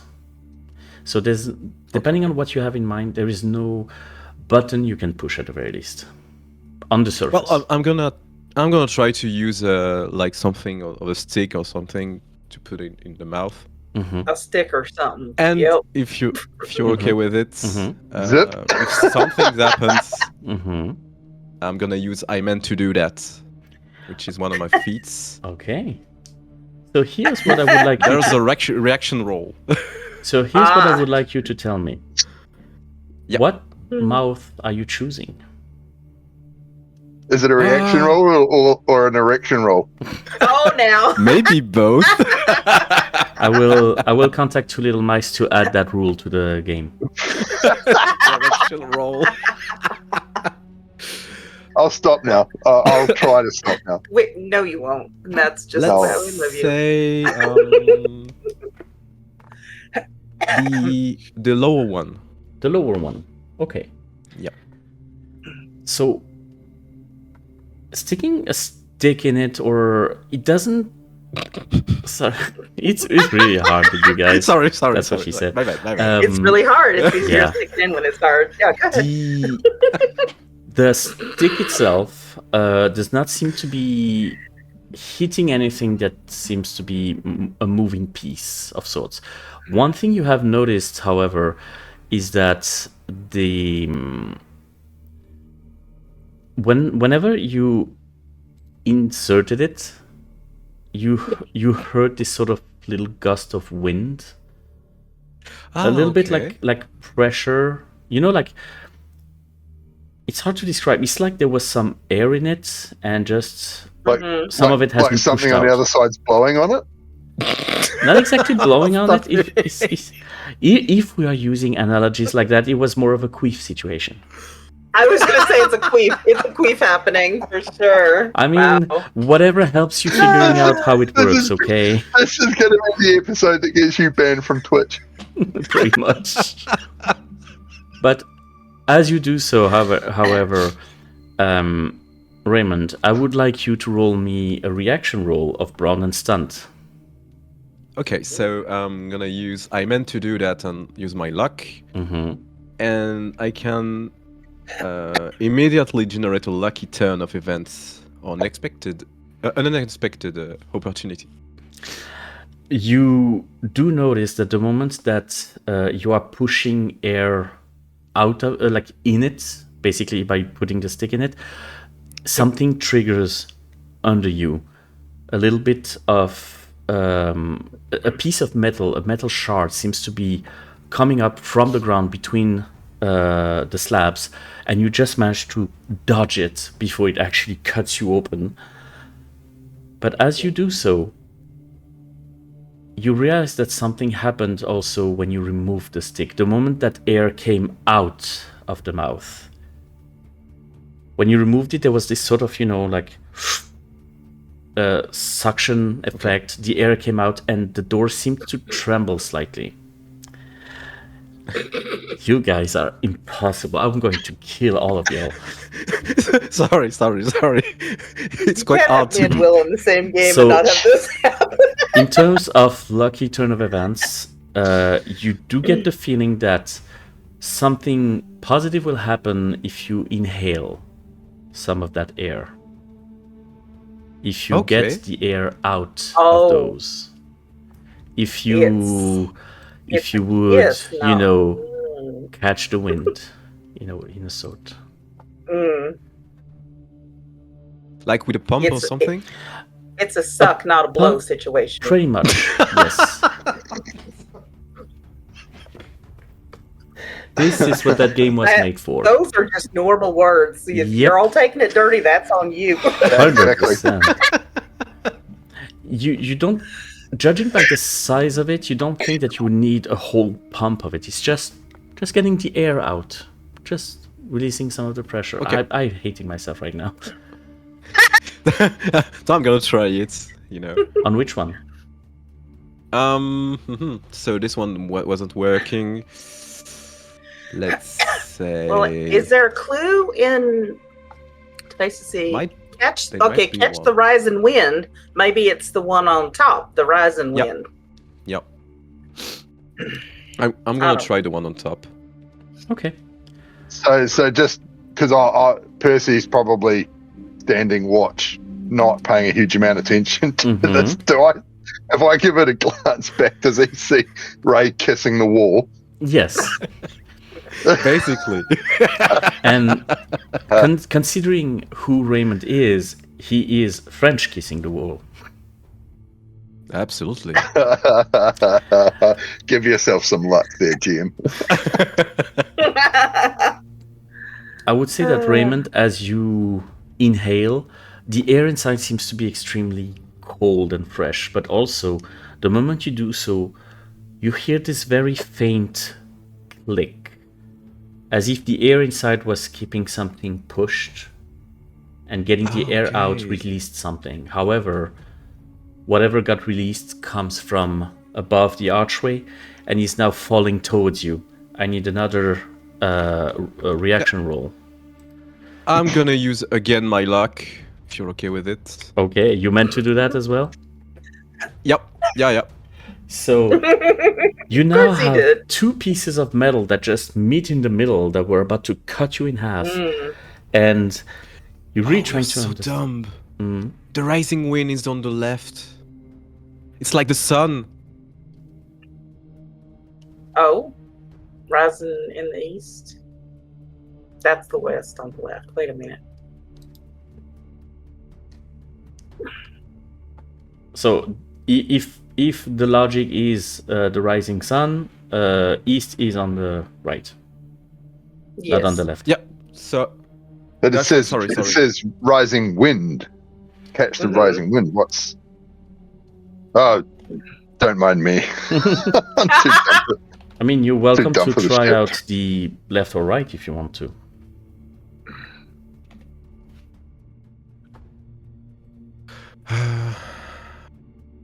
hold on. If you want, you can make a focus and no to try to get a clue. No, they come from the east. So yeah, it's gonna be the one on the right. Okay. So you stand there in front of that face, ready to jump at a moment's notice, and just inhale. And as the fresh air is coming out, you hear that very noticeable click again, and nothing happens for a few moments until the door starts to slide down. Ah, Yes. I knew it. Well done, chap. Raymond, get yourself a spotlight for that conclusion, please and thank you. Oh, nice. thank you. Woo! Inside of that tunnel where you expected full-on darkness, there is light. There is multicolored light coming from everywhere inside that tunnel. It's pretty dim, it's just very colorful. Will you get into the tunnel? Yep. What kind of colors? You have hints of red, hints of purple, a little bit of green, a very dim blue. It's very... Is it like that? It's sort of like Northern Lights, sort of Southern Lights, Aurora Borealis, whatever. Sort of like that, but it's more static. Mm. The light doesn't seem to move, it's just there. Are these the lesser stars that we must follow? Yeah, maybe. Well, I'm already fearing the darkened depths, but yeah, stiff upper lip and all that. So, We're gonna go in. stepping through, you see this sort of tunnel that has been very carefully crafted. It turns to the right, and now you see where the light comes from, and you see all across the corridor, crystals. Some of them sticking out of the wall, some of them in some little cages, kind of like lanterns. And the crystals are emitting light. You have never seen stones like that. Never. But those sort of crystals sticking out from everywhere seems to be illuminating the path. And judging by where they're positioned, they seem to be purposefully positioned into the wall at some specific places. Just illuminating the wall, illuminating the corridor. Some of them are in like little lanterns. Yes. I would like to grab one and suggest the other two grab Sure one thing. as well for The what might be down the road. Yeah, the lantern is dangling from the top of the tunnel, but the chain is rusty enough for you to be able to break it very easily. So you now have this sort of lantern with a pink hue emanating from it. It's not very bright. It is a little dim, but enough to illuminate over a few dozen meters in front of you. You now have some light. How far do the crystals go down the path? All the way. It's hard to gauge how far the tunnel goes because it seems to be turning again, and with the angle you're not exactly sure how far it goes, but judging by the light emanating from that turn, they follow the tunnel all the way. I won't take a lantern just so I can keep both hands on the rifle. Sounds good. I'll keep that in mind. Lantern, pistol. Do you continue Rifle strapped to my back. along the corridor? Yeah, we need to follow the lights, so and avoid the darkened spots, So I'm gonna take a lantern too. Okay, sounds good. Unhooking it takes you a little bit more effort than June did. She made it look so easy, but but you do you do have a lantern nevertheless. You guys continue along the corridor until the light seems to be stopping, and the corridor seems to be opening on a very massive room. And once you reach the end of the tunnel, what you can see in front of you is a gigantic chasm with one stone bridge coming from your side to the other side of the chasm. There is no light on that bridge. There seems to be a few lights on the other side. But as you get closer and as you illuminate a little bit the bridge itself, you see that there are some stuff that are engraved in it. Here is what you see. Oh, we need to follow the lesser stars. So maybe step where the little ones are. Yep. Okay. I got this. You got this? Do we still have that? Does June still have that Odin's eyepiece thing? I think she would have picked it up, yeah, for sure. Yeah. When you look through it, very little change, except that you see a tiny bit of extra light coming from some places in the bridge. You can see just lines, very faint lines linking some stars together. Not all of them, but what you see in front of you are an enormous amount of constellations. Some of them are actually repeating multiple times. Does June say that after looking through it? Oh yeah, of course she's gonna share that. Constellations. May I have a shafty? And all.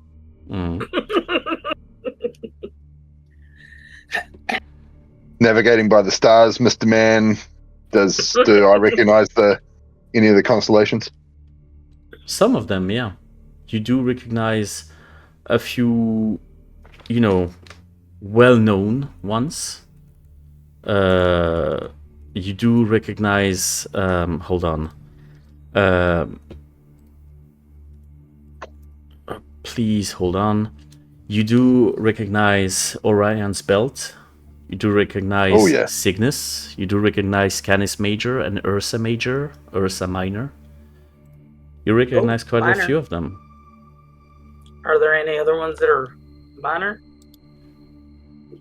None that you can think of. Because lesser stars.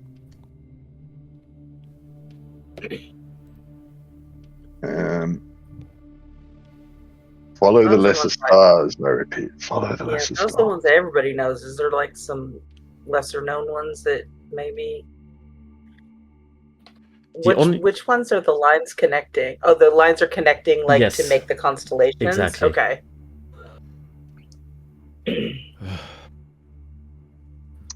Is there one towards where we are on the side of the bridge that looks like we could step on it?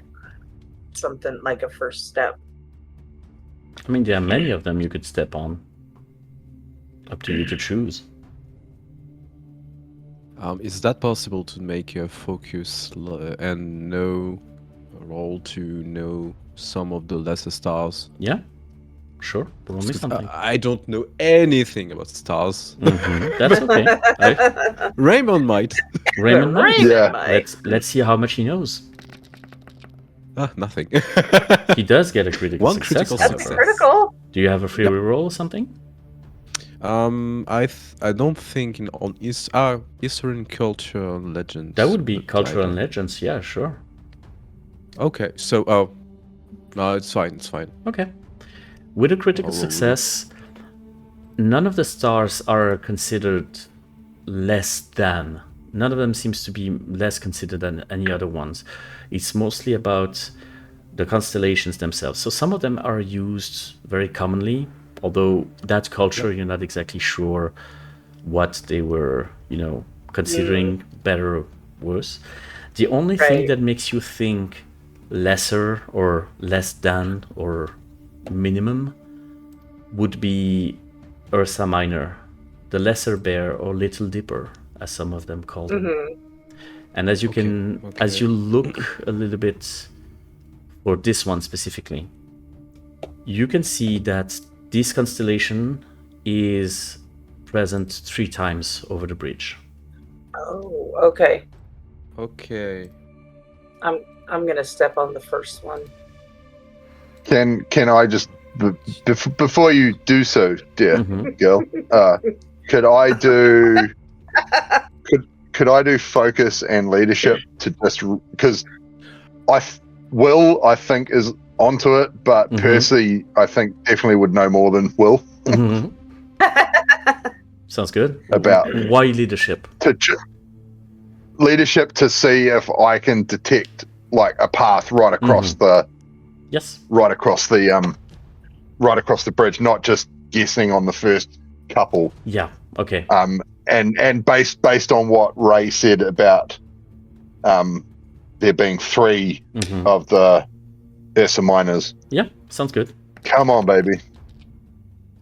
1 regular success. Ugh. Do you have a reroll? Do you want to gamble it? I'll gamble it. Sounds like a Seems plan. not that critical.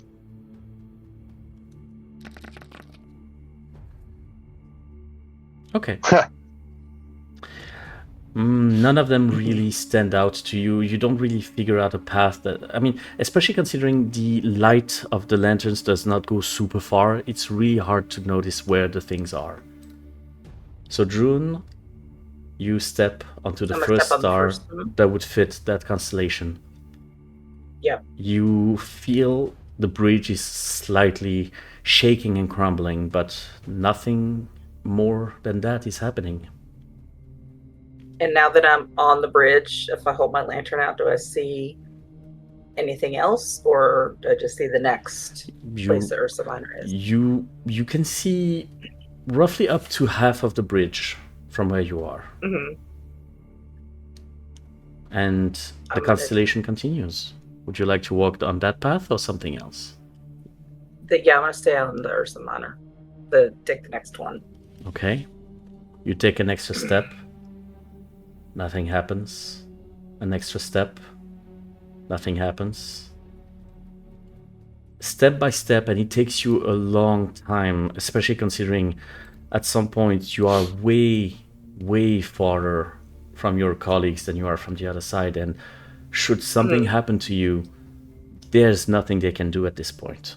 So you take extra precautions. But eventually, with a little bit of patience, you arrive on the other side of that bridge. Oh. Following that path. Oh, there it is. Hey! Look at that. June, take Come on, boys. take a spotlight for figuring out Ursa Minor first. It's really difficult to find it on the. It is, right? Yeah. It's almost as if it's on purpose. No shit. Wow, that's really cool. Yeah, When you reach the other side of the bridge, you arrive on an opening inside the wall that leads to something extremely dark. What you can see is that the light of the crystal seems to be dimming the moment you get closer to that room.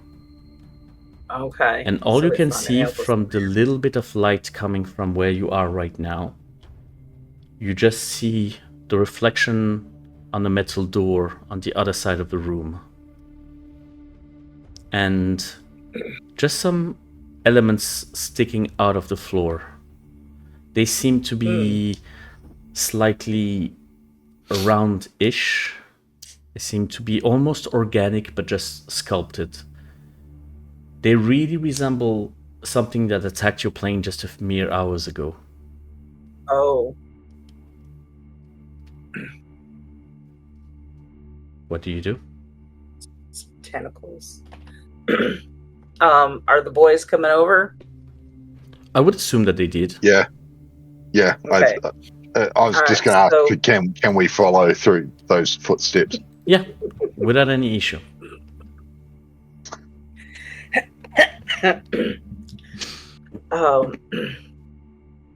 So they're carved. They seem to be sculpted and sticking out of the ground, but you don't see where they start because the ground itself is not visible from where you are. So either it is a deep chasm and you don't see the bottom, but with the little bit of light that you have, only parts of the tentacles are sticking out. Okay. So we don't. Do they react to our presence at all? They don't seem to be. From what you can see, they seem to be stone. Oh, it's stone.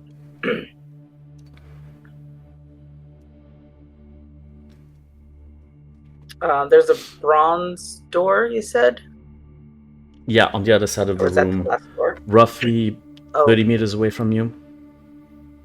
So we'd have to pass the tentacles to see that door clearly. Yeah, the tentacles are between us. And this is really dark.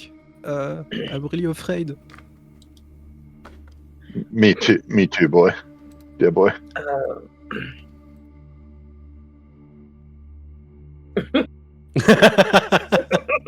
Those people are sending me weird shit on Discord. I apologize to the viewers if you don't understand why they laugh. We're innocent. We're not. We're just... Right. Not us. Shrimpy started it.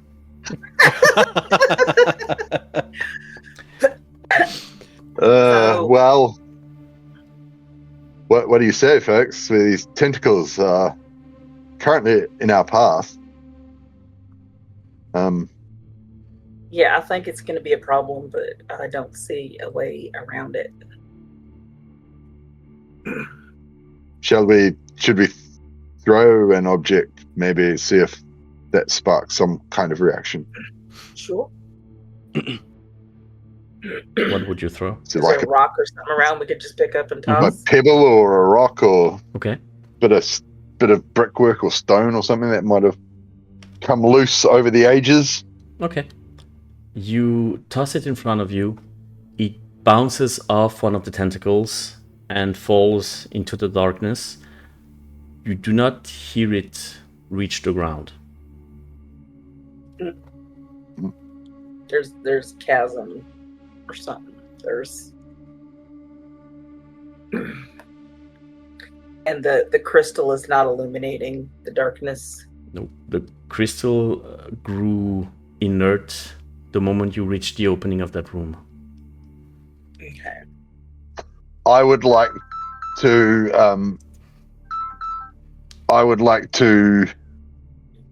crawl on my stomach and take my lighter and edge towards the tentacles. Okay. As you get closer, you notice that the flame gets snuffed out almost immediately. And there is something off about what you are feeling from below. And just trying to understand what's happening. You know, the flame, if it doesn't get any oxygen, it will die out. That's what seems to be happening from below. Whatever is below the surface is drowning the flame. I'll slither back. There appears to be no air, whatever's on the other side of those tentacles. Not on the other side, underneath. Underneath? Below. The dark part seems to be sans oxygen.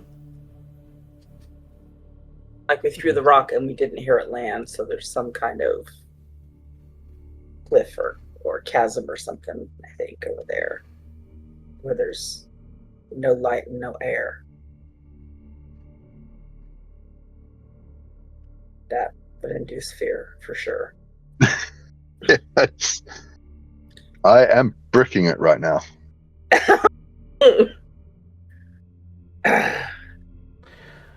A bit further, by the way, beyond the door, or probably in that direction at the very least, you hear a muffled explosion. Oh, they're coming from the other side, maybe.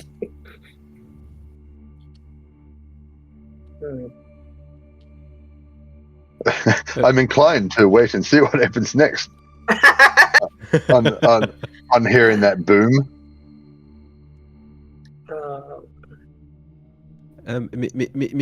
Maybe we need to run for it. I don't know. Fear. Yeah. See, it says fear.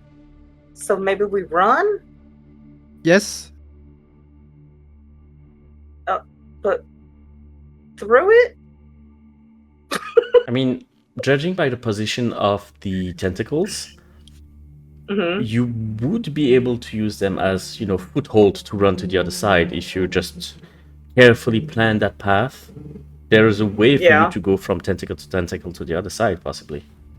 That sounds like what June would do. Does it? Okay. Yep. In that case, would you be so kind as to roll me a reaction roll of nerves and stunt, please? Stunt is 2, and nerves is 2, so 4 dice. Here we go.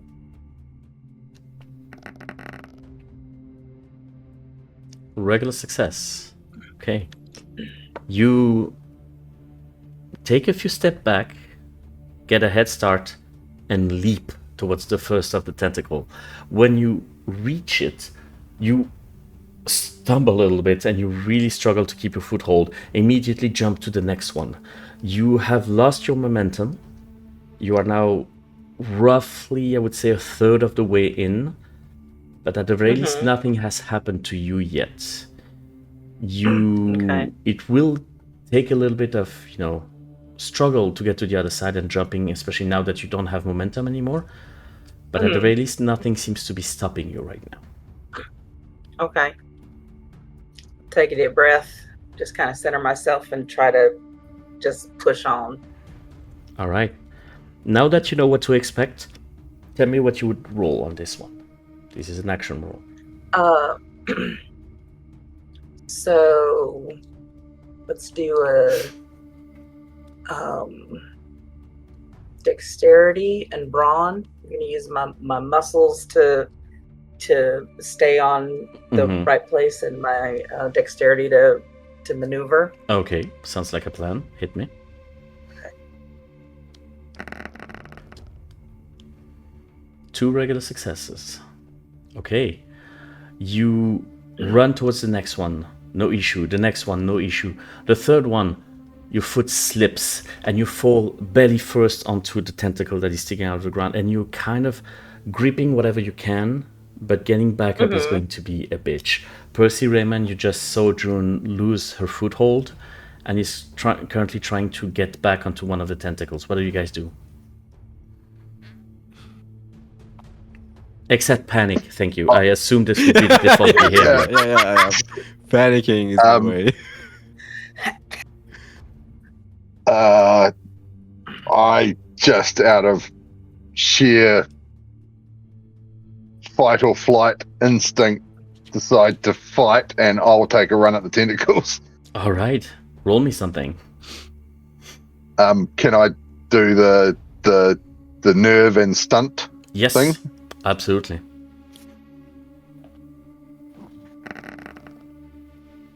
Ooh, critical success. already. Look at you. You are jumping from tentacle to tentacle, like Super Mario from mushroom to mushroom, and you are reaching where June stopped. You basically have a choice from then on. You could have one extra leap and arrive on the other side, or you could try to stop on the tentacle that she is on and try to lift her up.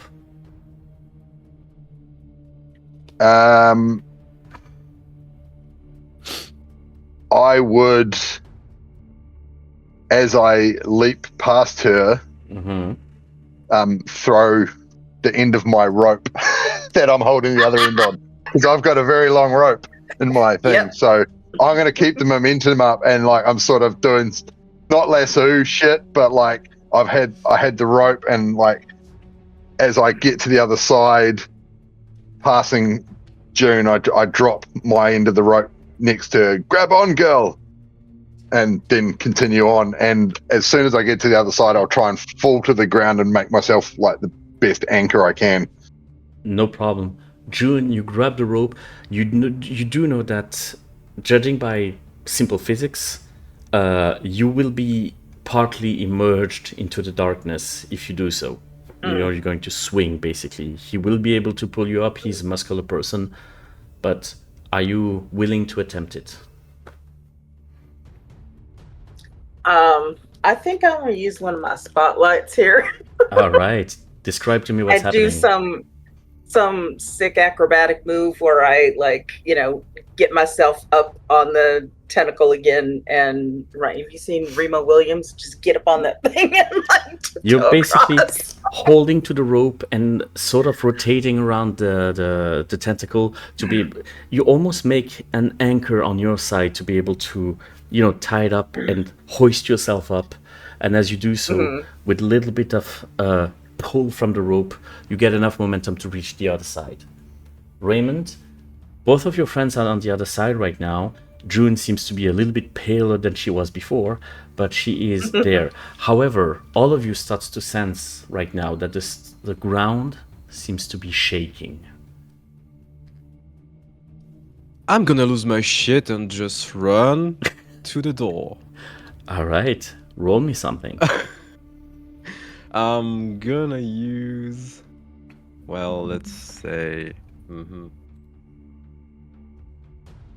let's say, crime and dexterity.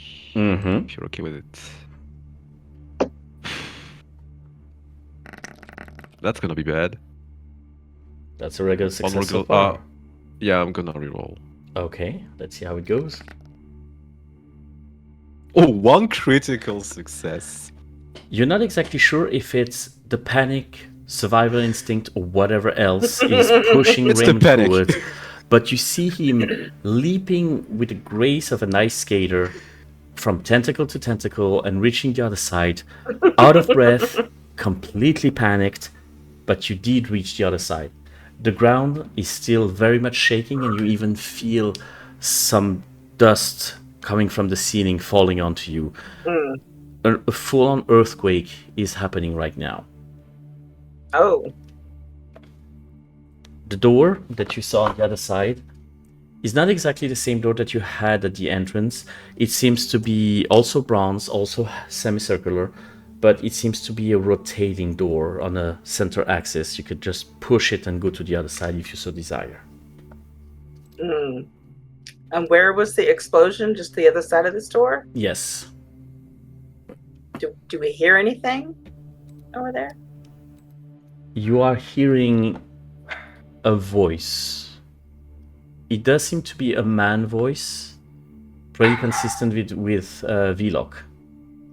but what he's saying makes absolutely zero sense to you. It does not sound neither German nor English. It sounds old and frightening at the same time. Think Louis, Meguana. Sorry.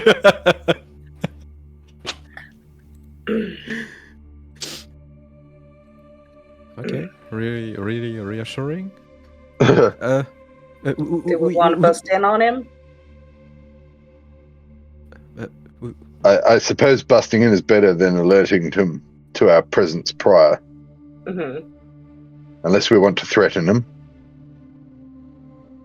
Yes, we could do that too. Yes. So we just go in, rifles blazing. I mean, do we need to keep this man alive? Or brandishing, at least, instead of blazing. You know me, I'm happy either way. Yeah. Do you think we need him alive? I don't know, but I know there is a saying that a good Nazi is a dead Nazi. So maybe this is a good way to do it, you know? I'm not keen to kill someone, but I know that you are really proficient in it. I have no problem killing Nazis. Okay. As a note, the voice is not directly beyond the door. It's not exactly, like you're opening the door and there he is. He seems to be a bit further away. It's just that he's chanting it so loudly that it resonates very strongly. Okay. Do you think we could open the door quietly and have a wee look-see on the other side before he's not right there. Maybe we can. You can attempt it. He sounds quite perhaps distracted by this bizarre chanting. Yeah. We can try if yes. Fifi, would you like to open the door?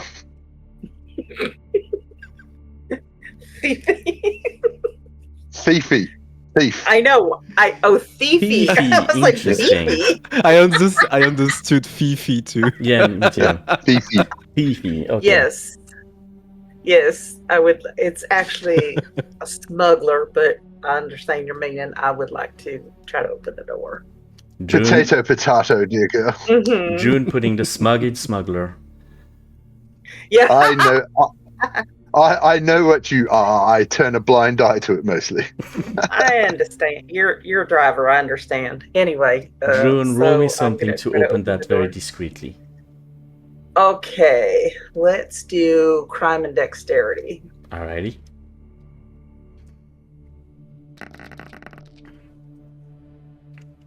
Two regular successes. Do you want to keep that? If that involves sleight of hand, I have a free reroll. I would call that sleight of hand for sure. Oh, hey. Oh, hi. Two critical successes. I like that so much better. Ooh, very interesting. Wow. You push to the side of the door very carefully, very slowly, and you do manage to make it revolve just enough for you guys to slip through without making it, squeak. You do seem to be on a ledge that is a little bit above a central area, and you guys, using June's innate stealth, you do manage to look a little bit down. You see half a dozen Nazis, weapon in hand, looking frightened. In the center of them, and in the center of the room itself, you can see Wieloch, but wearing something absolutely different from what he was wearing before. This seems to be old garments, something that seems to be out of this world, and he is reaching for a piece of metal sticking out from the center of the room. A trident. Oh. And the moment he grabs it, a sudden gust of wind is immediately filling the room. You can feel the equivalent of a fucking tornado inside of that room. It is absolutely terrifying to see and to feel. He continues to chant, he continues to invoke something.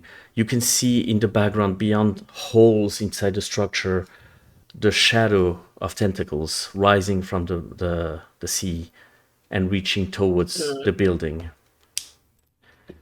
Right now, something is happening to him, and you can see that his eyes are now not only full on bright and white, but they emanate light. He is holding a trident up in the air, and as he bashes it to the ground, tentacles come from holes into the wall, grab some of the Nazis near, and rip them to shreds. Completely tears them apart, filling the floor of the room with blood. The earthquake intensifies, and you just hear him laugh and laugh. Something is different about him. Something ominous, and something, he emanates this sort of aura about him.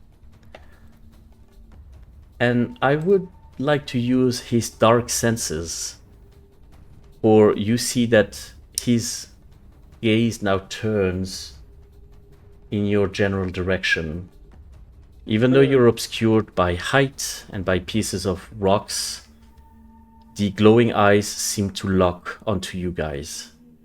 He's very aware of your presence right now, and you don't know how. What do you do? I think we need to shoot that trident out of his hand. I was about to say the same thing.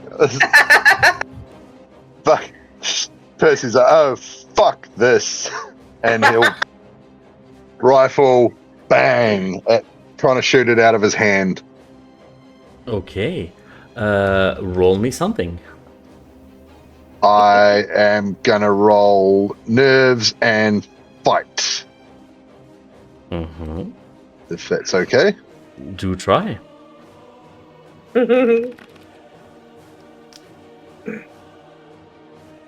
One success.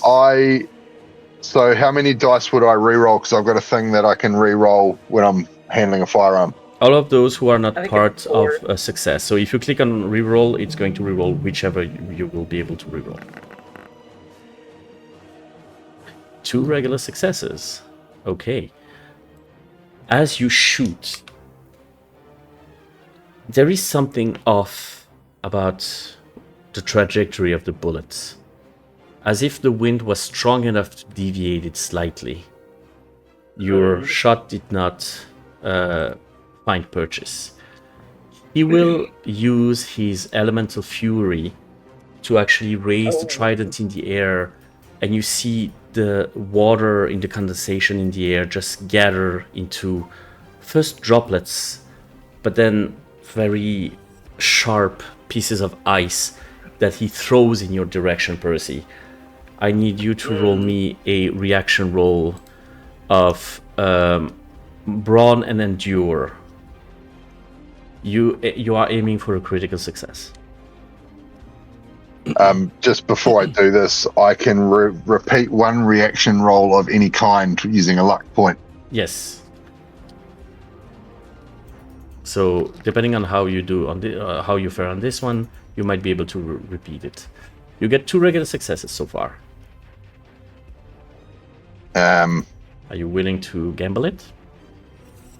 Hell yeah, I'll use a luck and re-roll it. All right.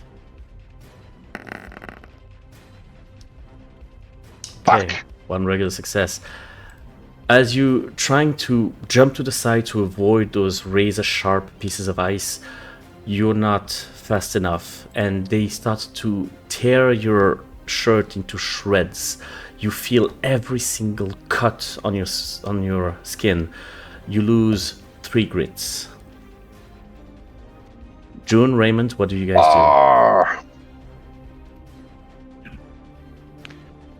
I'm gonna try to shoot it out of his hand. That's the thing I can think of to do. do? Okie dokie. Let's do a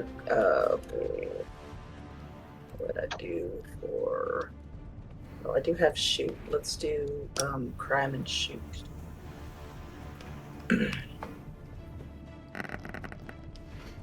Ooh, critical success. Are you Oh, happy that with your one was on its results? side. I couldn't tell. Yeah. I just one of the dice is like cocked, so I thought I didn't know that was a yeah. Mhm. That's As you shoot him, you see the bullet get into his shoulder, come out the other side.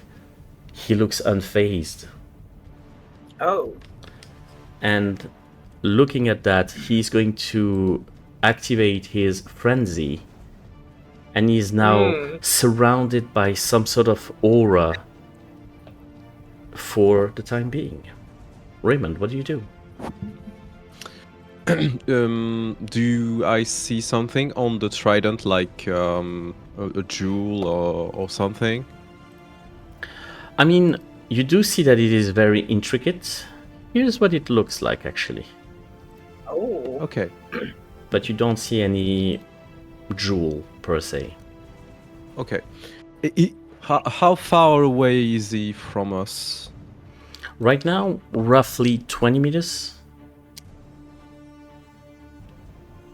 Okay, I'm gonna run for it. Oh, okay. In his direction?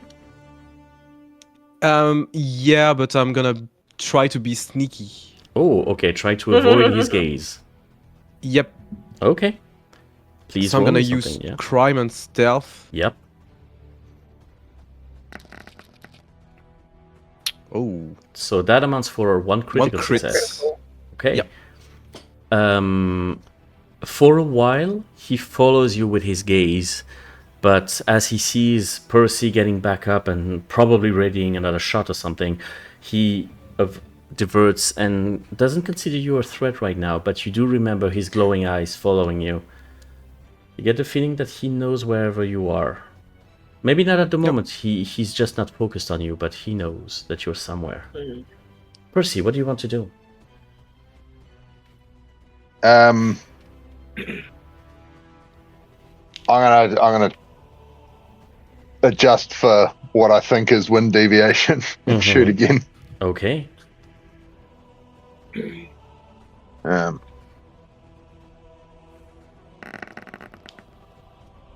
Two regular successes. Are you happy with that? Nah, I'm gonna use another luck. So that's not exactly how luck works. Luck is adding you one dice to your roll. Oh no. Sorry, I got to not the luck. I want to do my gunslinger thing, my free reroll. Yes, free reroll. Oh, so yeah, click on the reroll. Shit, I closed it down. Oh well, just reroll the skill check. It's okay. I will take the new result because I consider you lucky and I like you. Still two regular It's the success. same result. When you shoot, the rifle jams, and you just see Wieloch grin and laugh. He is coming towards you now, and you see that he's no longer walking. He seems to be floating in your general direction. Raymond, All right, let's June, do this, motherfucker. I'm dropping the rifle and knife is out. Guns for show, knives for pros. Okay, Raymond, June, what do you guys do? So yeah, I'm not that good with a gun, but I have this rope in my hand from when I was trolling on the tentacles earlier. That sounds bad. And so what do you do? And I am going to rely on my farming background, and I'm gonna make a lasso, and I'm just gonna whirl around my hand, and I'm gonna try to lasso his arm holding the trident and pull myself over to him. Please roll me something. Is the rope's name Ted? Ted Lasso. Nice. It is now. Okay, let's see. That's brawn. Let's go brawn and stunt. And I have a free reroll when I do things my own way. Yep. All right. Okay. So that's already critical. Hey. So get your reroll. Eh, It remains a critical. critical. Good news, Yeah. bad news. The yeah. lasso manages to reach Wieloch. Unfortunately, it doesn't reach the arm, it just ropes him in around the torso. So you didn't get the trident, but you did get Wieloch. Okay. He is a bit upset, clearly, and as he turns towards you with those very eerie eyes, you see him grab the rope, and you see some sort of frost coming from his hand towards, like, along the rope and coming towards you. I need you to roll me Brawn and Endure. It's a reaction roll. Difficult. Okay. Dangerous, I mean. Unless you would like to release the rope. Up to you. I mean, if the frost gets to me, I probably would. Well, with a regular But- success, you drop it slightly too late, and you take 3 Yeah. grits as you get frostbitten onto your hand. Raymond, what do you do? That damn shame. Well, I'm gonna run towards him and try to grab the trident to Okay. to my direction to make him drop it. Mm-hmm. I'm gonna use my spotlight for it. Okay, describe to me what's happening.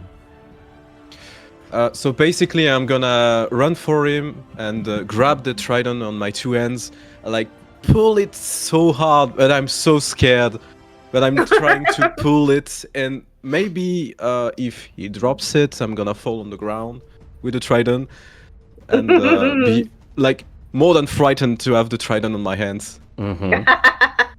Yeah. Okay. As you grab it, there's this moment of struggle. Well, both of you are holding the trident and trying to reach it towards you. But as you grab the trident, something odd is happening. Wieloch is talking to you in a language you don't recognize, but you do understand it. You understand that he's telling you in this weird language, you cannot. You are not worthy. And at this very moment, Raymond, you feel somebody else take over for your body. Uh-oh. You feel Uh-oh. somebody Okay. reaching inside your soul and puppeting you. Okay. Drew and Percy, what do you do? Seeing Casper distracted by the very brave Raymond, Mhm. I'd like to give it full speed ahead and like just absolutely bury my knife into his neck. Please do. I'm going to use brawn and fight, and I'm going to roll real good. Will you now?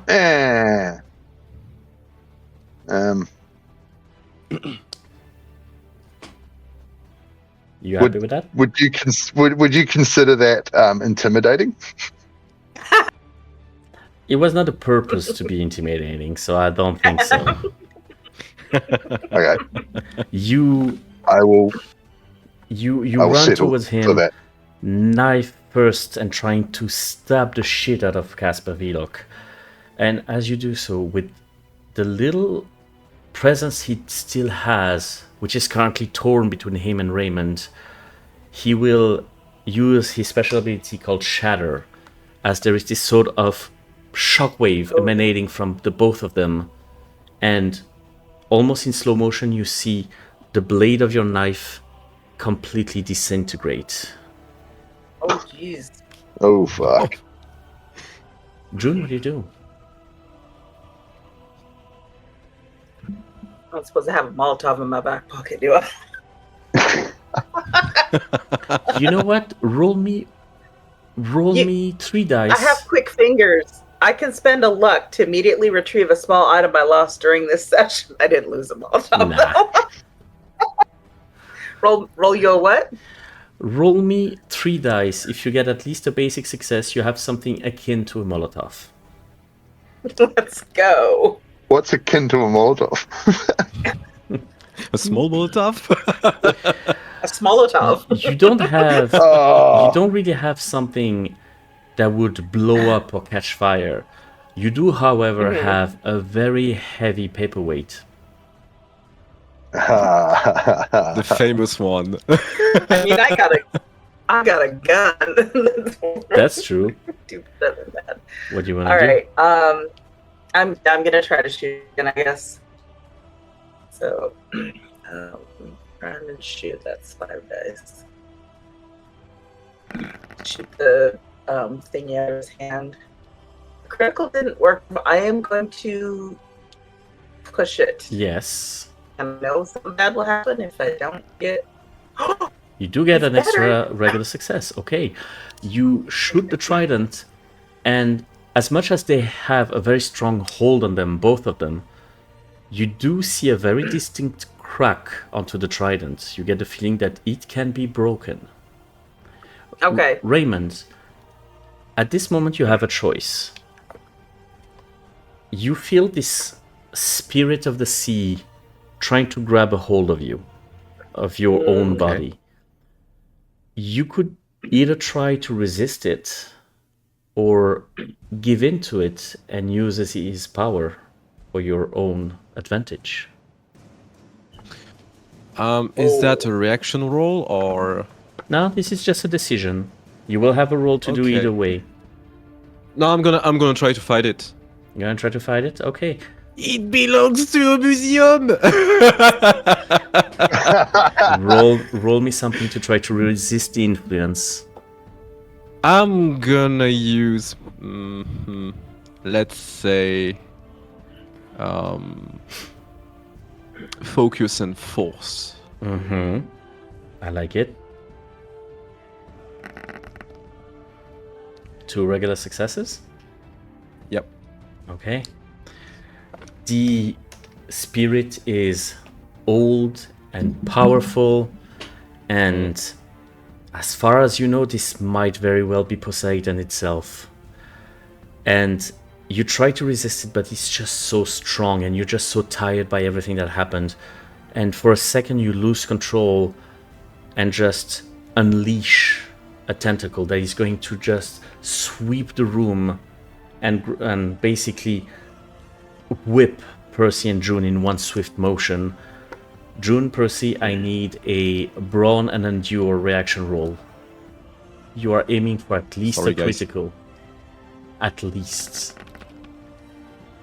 Okay. Okay. Okay, so you only lose Ouch. 1 grit.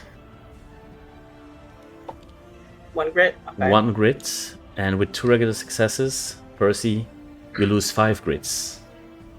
No, I damn. want to use one of my luck points to. That was close. Repeat 1 reaction roll. Let's go. That's a good idea. That's a good use of that power. Ugh. 2 regular successes, 5 grit points, my friend. As you get bashed onto the torso and projected against the wall, you just feel your breath going escaping your lungs, and you're just a little bit stunned at the moment. But you're gathering your strength. You definitely feel a rib broken. What do you do? I'm on bad. I've just hit bad. Okay, so you get. I would say that considering the situation, you look hurt in your conditions, which Yeah, means 1 less okay. die for anything brawn related. Okay. Let's go to Old Faithful. Try and shoot him with my pistol. Okay, are you shooting him or the trident? The trident. I'm trying to get the trident out of his hands. Okay, Like, very specifically. sounds But good. you also saw June shot it and it cracked. Mm-hmm. The trident cracked. Oh, okay. Okay, I'll try and shoot the trident then. Okay, sounds good. Um,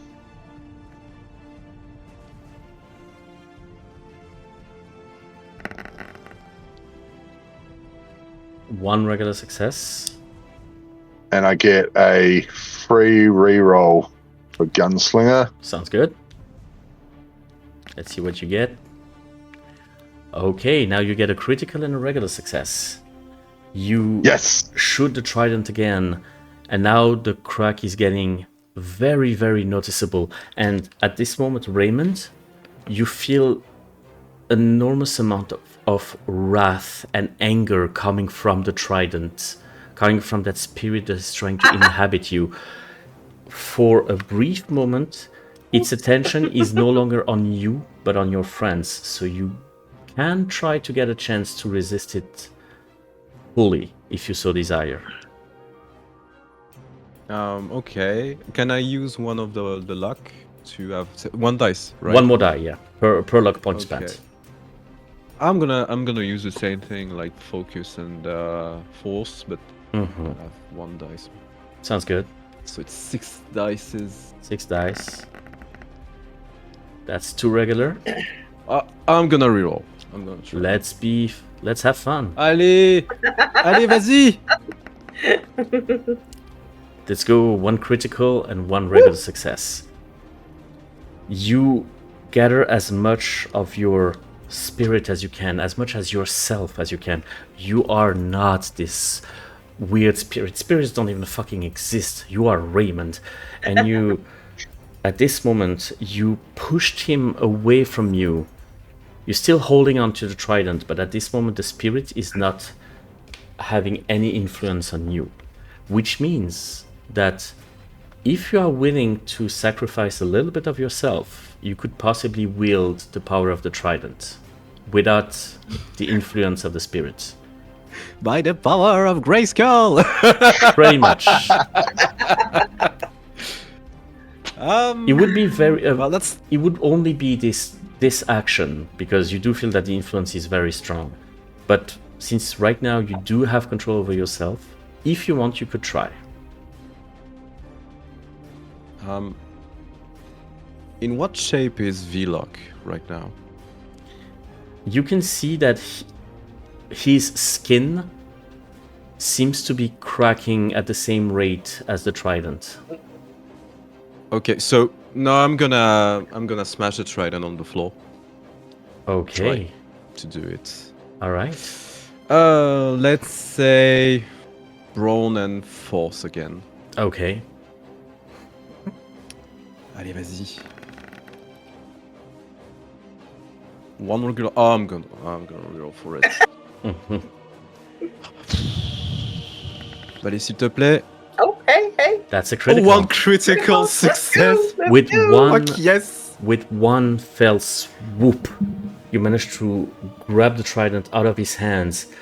He is now absolutely furious and grabs you by the neck, but not before you manage to slam the trident with all of your strength onto the floor.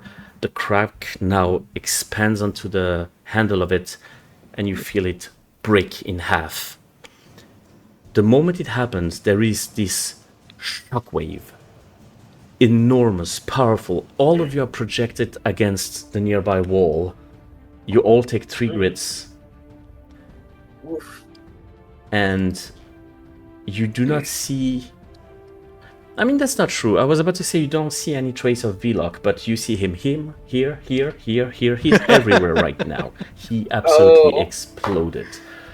But the one thing you notice is that the whole island now seems to be completely crumbling, shaking. The whole building seems to be completely collapsing. What do you do? C'était pour la France, espèce d'enfoiré. This was for France. Yeah, this was for France, you motherfucker, for those who do not speak French. What do you guys do? Just as a note for representation's sake, there is a hole on the other side of the room where the Nazis have blown up the hole, but it would lead you to the other side of the island. Or you could go back the way you came through the various elements that you have stepped through.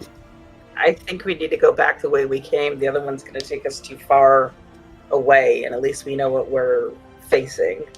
Yep. I'm 1 point off hot. Mm-hmm. Oh, God. If that has any reflection on anything, but I don't feel it in myself that I can get across those tentacles again. Is there a way to help him, like to use focus and heal to try to help him? You can try to help him, to help patch him up, to be able to at least get, an adrenaline boost to get him to the other side if you want. Yeah, I'm gonna try it. Where's your friend, DJ boy? I'm gonna try to help you. One critical. It's gonna one be regular. okay. I'm just like, oh. you're suffering. It hurts so much, and you're like,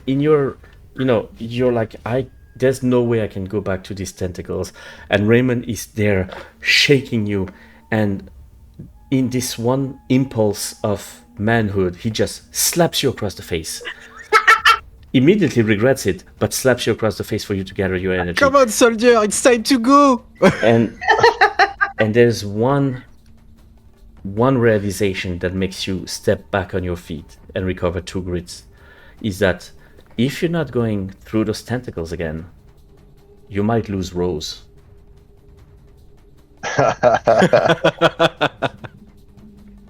So you do recover 2 grits.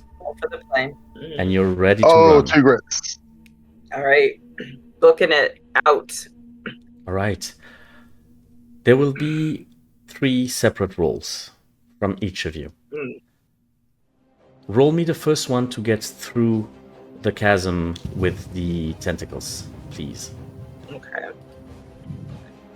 I think I did run and stunt for that one. Did I? I'm gonna use run and crime and dexterity. style. Run and dexterity. Crime and style, yeah, boy. Like, yeah. Je suis une danseuse étoile. So 2 regular from June. Oh! Let's see how Wow. it goes. Was that 1 regular, 1 critical from Raymond? Percy, how are you faring? I'm gonna do nerves and stunt. All right.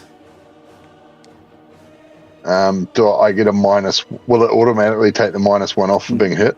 No, but the -1 is to brawn, I believe, because you're hurt. It's a -1 to brawn, not to Okay. nerves. So you're good. Oh, okay. So okay. Ugh. 1 regular. Okay. You guys are running ahead and are about to just lose balance when, out of the blue, coming from behind you, Raymond, fast as an arrow, just comes and grabs you both by the scruff of your neck and push you towards the other side of the chasm. Yes, Percy? Would this be a time where I can use Harden to gain a free reroll for resisting fear? Yeah, 100%. Alright. Oh, Ooh, 3 regular successes. 3 the other regular ones were successes. critical. So, Raymond, you only have to save June at this moment, but Percy is just like, no, there's no way I'm losing Rose now, not after everything we've been through. You are now on the other side of the chasm. You are now next to the bridge. You can see that pieces of stone are falling from the ceiling onto the bridge. So now it's not a matter of going through the right constellation, it's a matter of avoiding falling debris. Roll me something. Alright, so let's do gonna do the same. Mm-hmm. dexterity. Yeah, I'm gonna keep with my nerves and stunts. Yeah, I'm gonna do dexterity and 2 regular, okay. I can't click my dice because the little thing comes up over my die there. 1 critical from Percy. Well done. Hang on. My dice is covered with Percy's. Ah, makes sense. Yeah, that's why I had to wait last time. And 2 regular from June. Okay. June and Raymond, you do get some falling debris onto you, and it hurts like a motherfucker. You both lose 3 grits. Okay, I'm up to bad now. You're up to bad now, so halfway to hot. halfway to hot, and I already have hurt. you already have hurt. I would Was that- say that right now, the condition you get is not necessarily hurt. Now you're actually scared for your life. Okay. And where I was hurt when everybody else was, so if they weren't hurt, did we heal that at some point? No, I would say that They didn't get the hurt condition, except maybe Raymond, but you did manage to patch him up a little bit. Okay. But however, Raymond, you do now get the hurt condition, considering the stone that you just got on the side of the What noggin. does scared affect? Scared would be -1 die to focus. Okay. So 1 to brawn and 1 to focus. Okay, Yes. got it. You are now onto the other side, and you manage to pass the first door and arrive onto the other side of the island. And the sight that you have is immediately catching you. You see trees falling. You see the ground splitting completely. The path to go back to Rose is going to be extremely treacherous. I need one last roll to be able to reach the plane. Please note that you're not aiming for a critical anymore. You're aiming for an extreme. Oh boy. I'm going to use spotlight here. Okay, please describe to me how you're avoiding all those pitfalls. So she's just going to be like some parkour master and jumping off of this tree falls. She's going to leap off of that and bounce over here and just like ping pong her way. She's like a pachinko thing, bouncing off of to get through the right place. All right, June, no issue. Percy, Raymond, what do you do? I'm gonna spend my last 3 luck points to add 3 dice to my roll. Okay. Is that how that works? Yes, it is. I survived the Great War. I'm not gonna die on this fucking island. That's a lot of dice. Yep. And 3 regular success for a critical. Are you happy with that? No, I want to use Harden because I'm scared to fucking all hell right now. 100%. Do your reroll. 2 regular, 1 critical. You get 2 grits from that. You do manage to get on the other side, but you get 2 grits. Are you still not at bad? No, I'm still 1 away from hot. Okay. Yeah, because he got a little bit better. So. All right. Yeah. Raymond, what That do you do? slap in the face was a fucking godsend.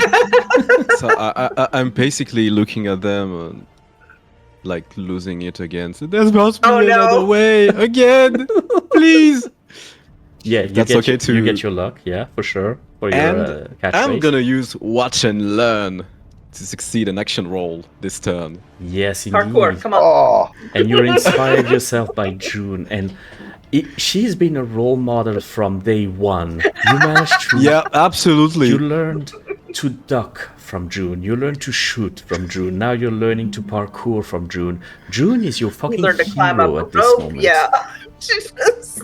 You all managed to reach Rose, hurt and battered, but looking behind you, the whole island seems to be collapsing onto itself and sinking.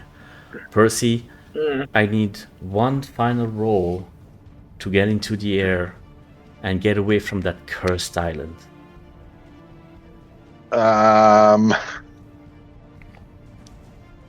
nerve and endure. All right.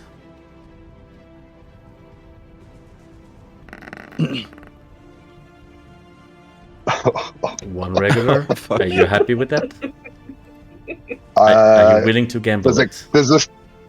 Well, can I use my hardened thing? I'm still scared and resisting fear. I would say so, yeah. All right, Let's reroll. see where this goes. Critical success and a regular success. Yes, indeed. Rose gives everything she's got right now. You all feel the hull shaking and creaking upon the effort that he's trying to give to that poor plane who has seen so much.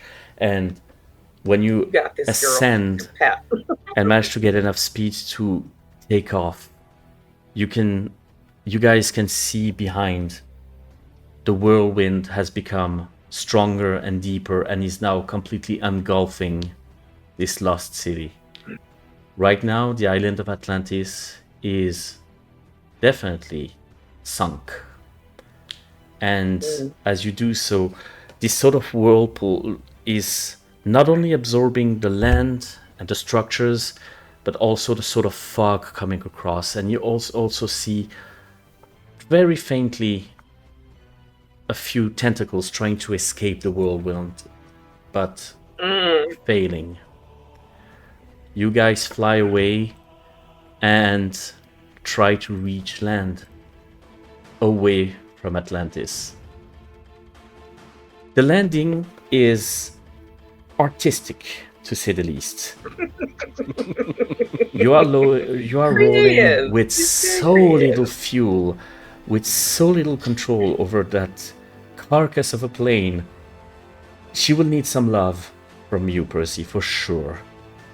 But nevertheless, with the grace of the albatross, you land and manage to get back on land.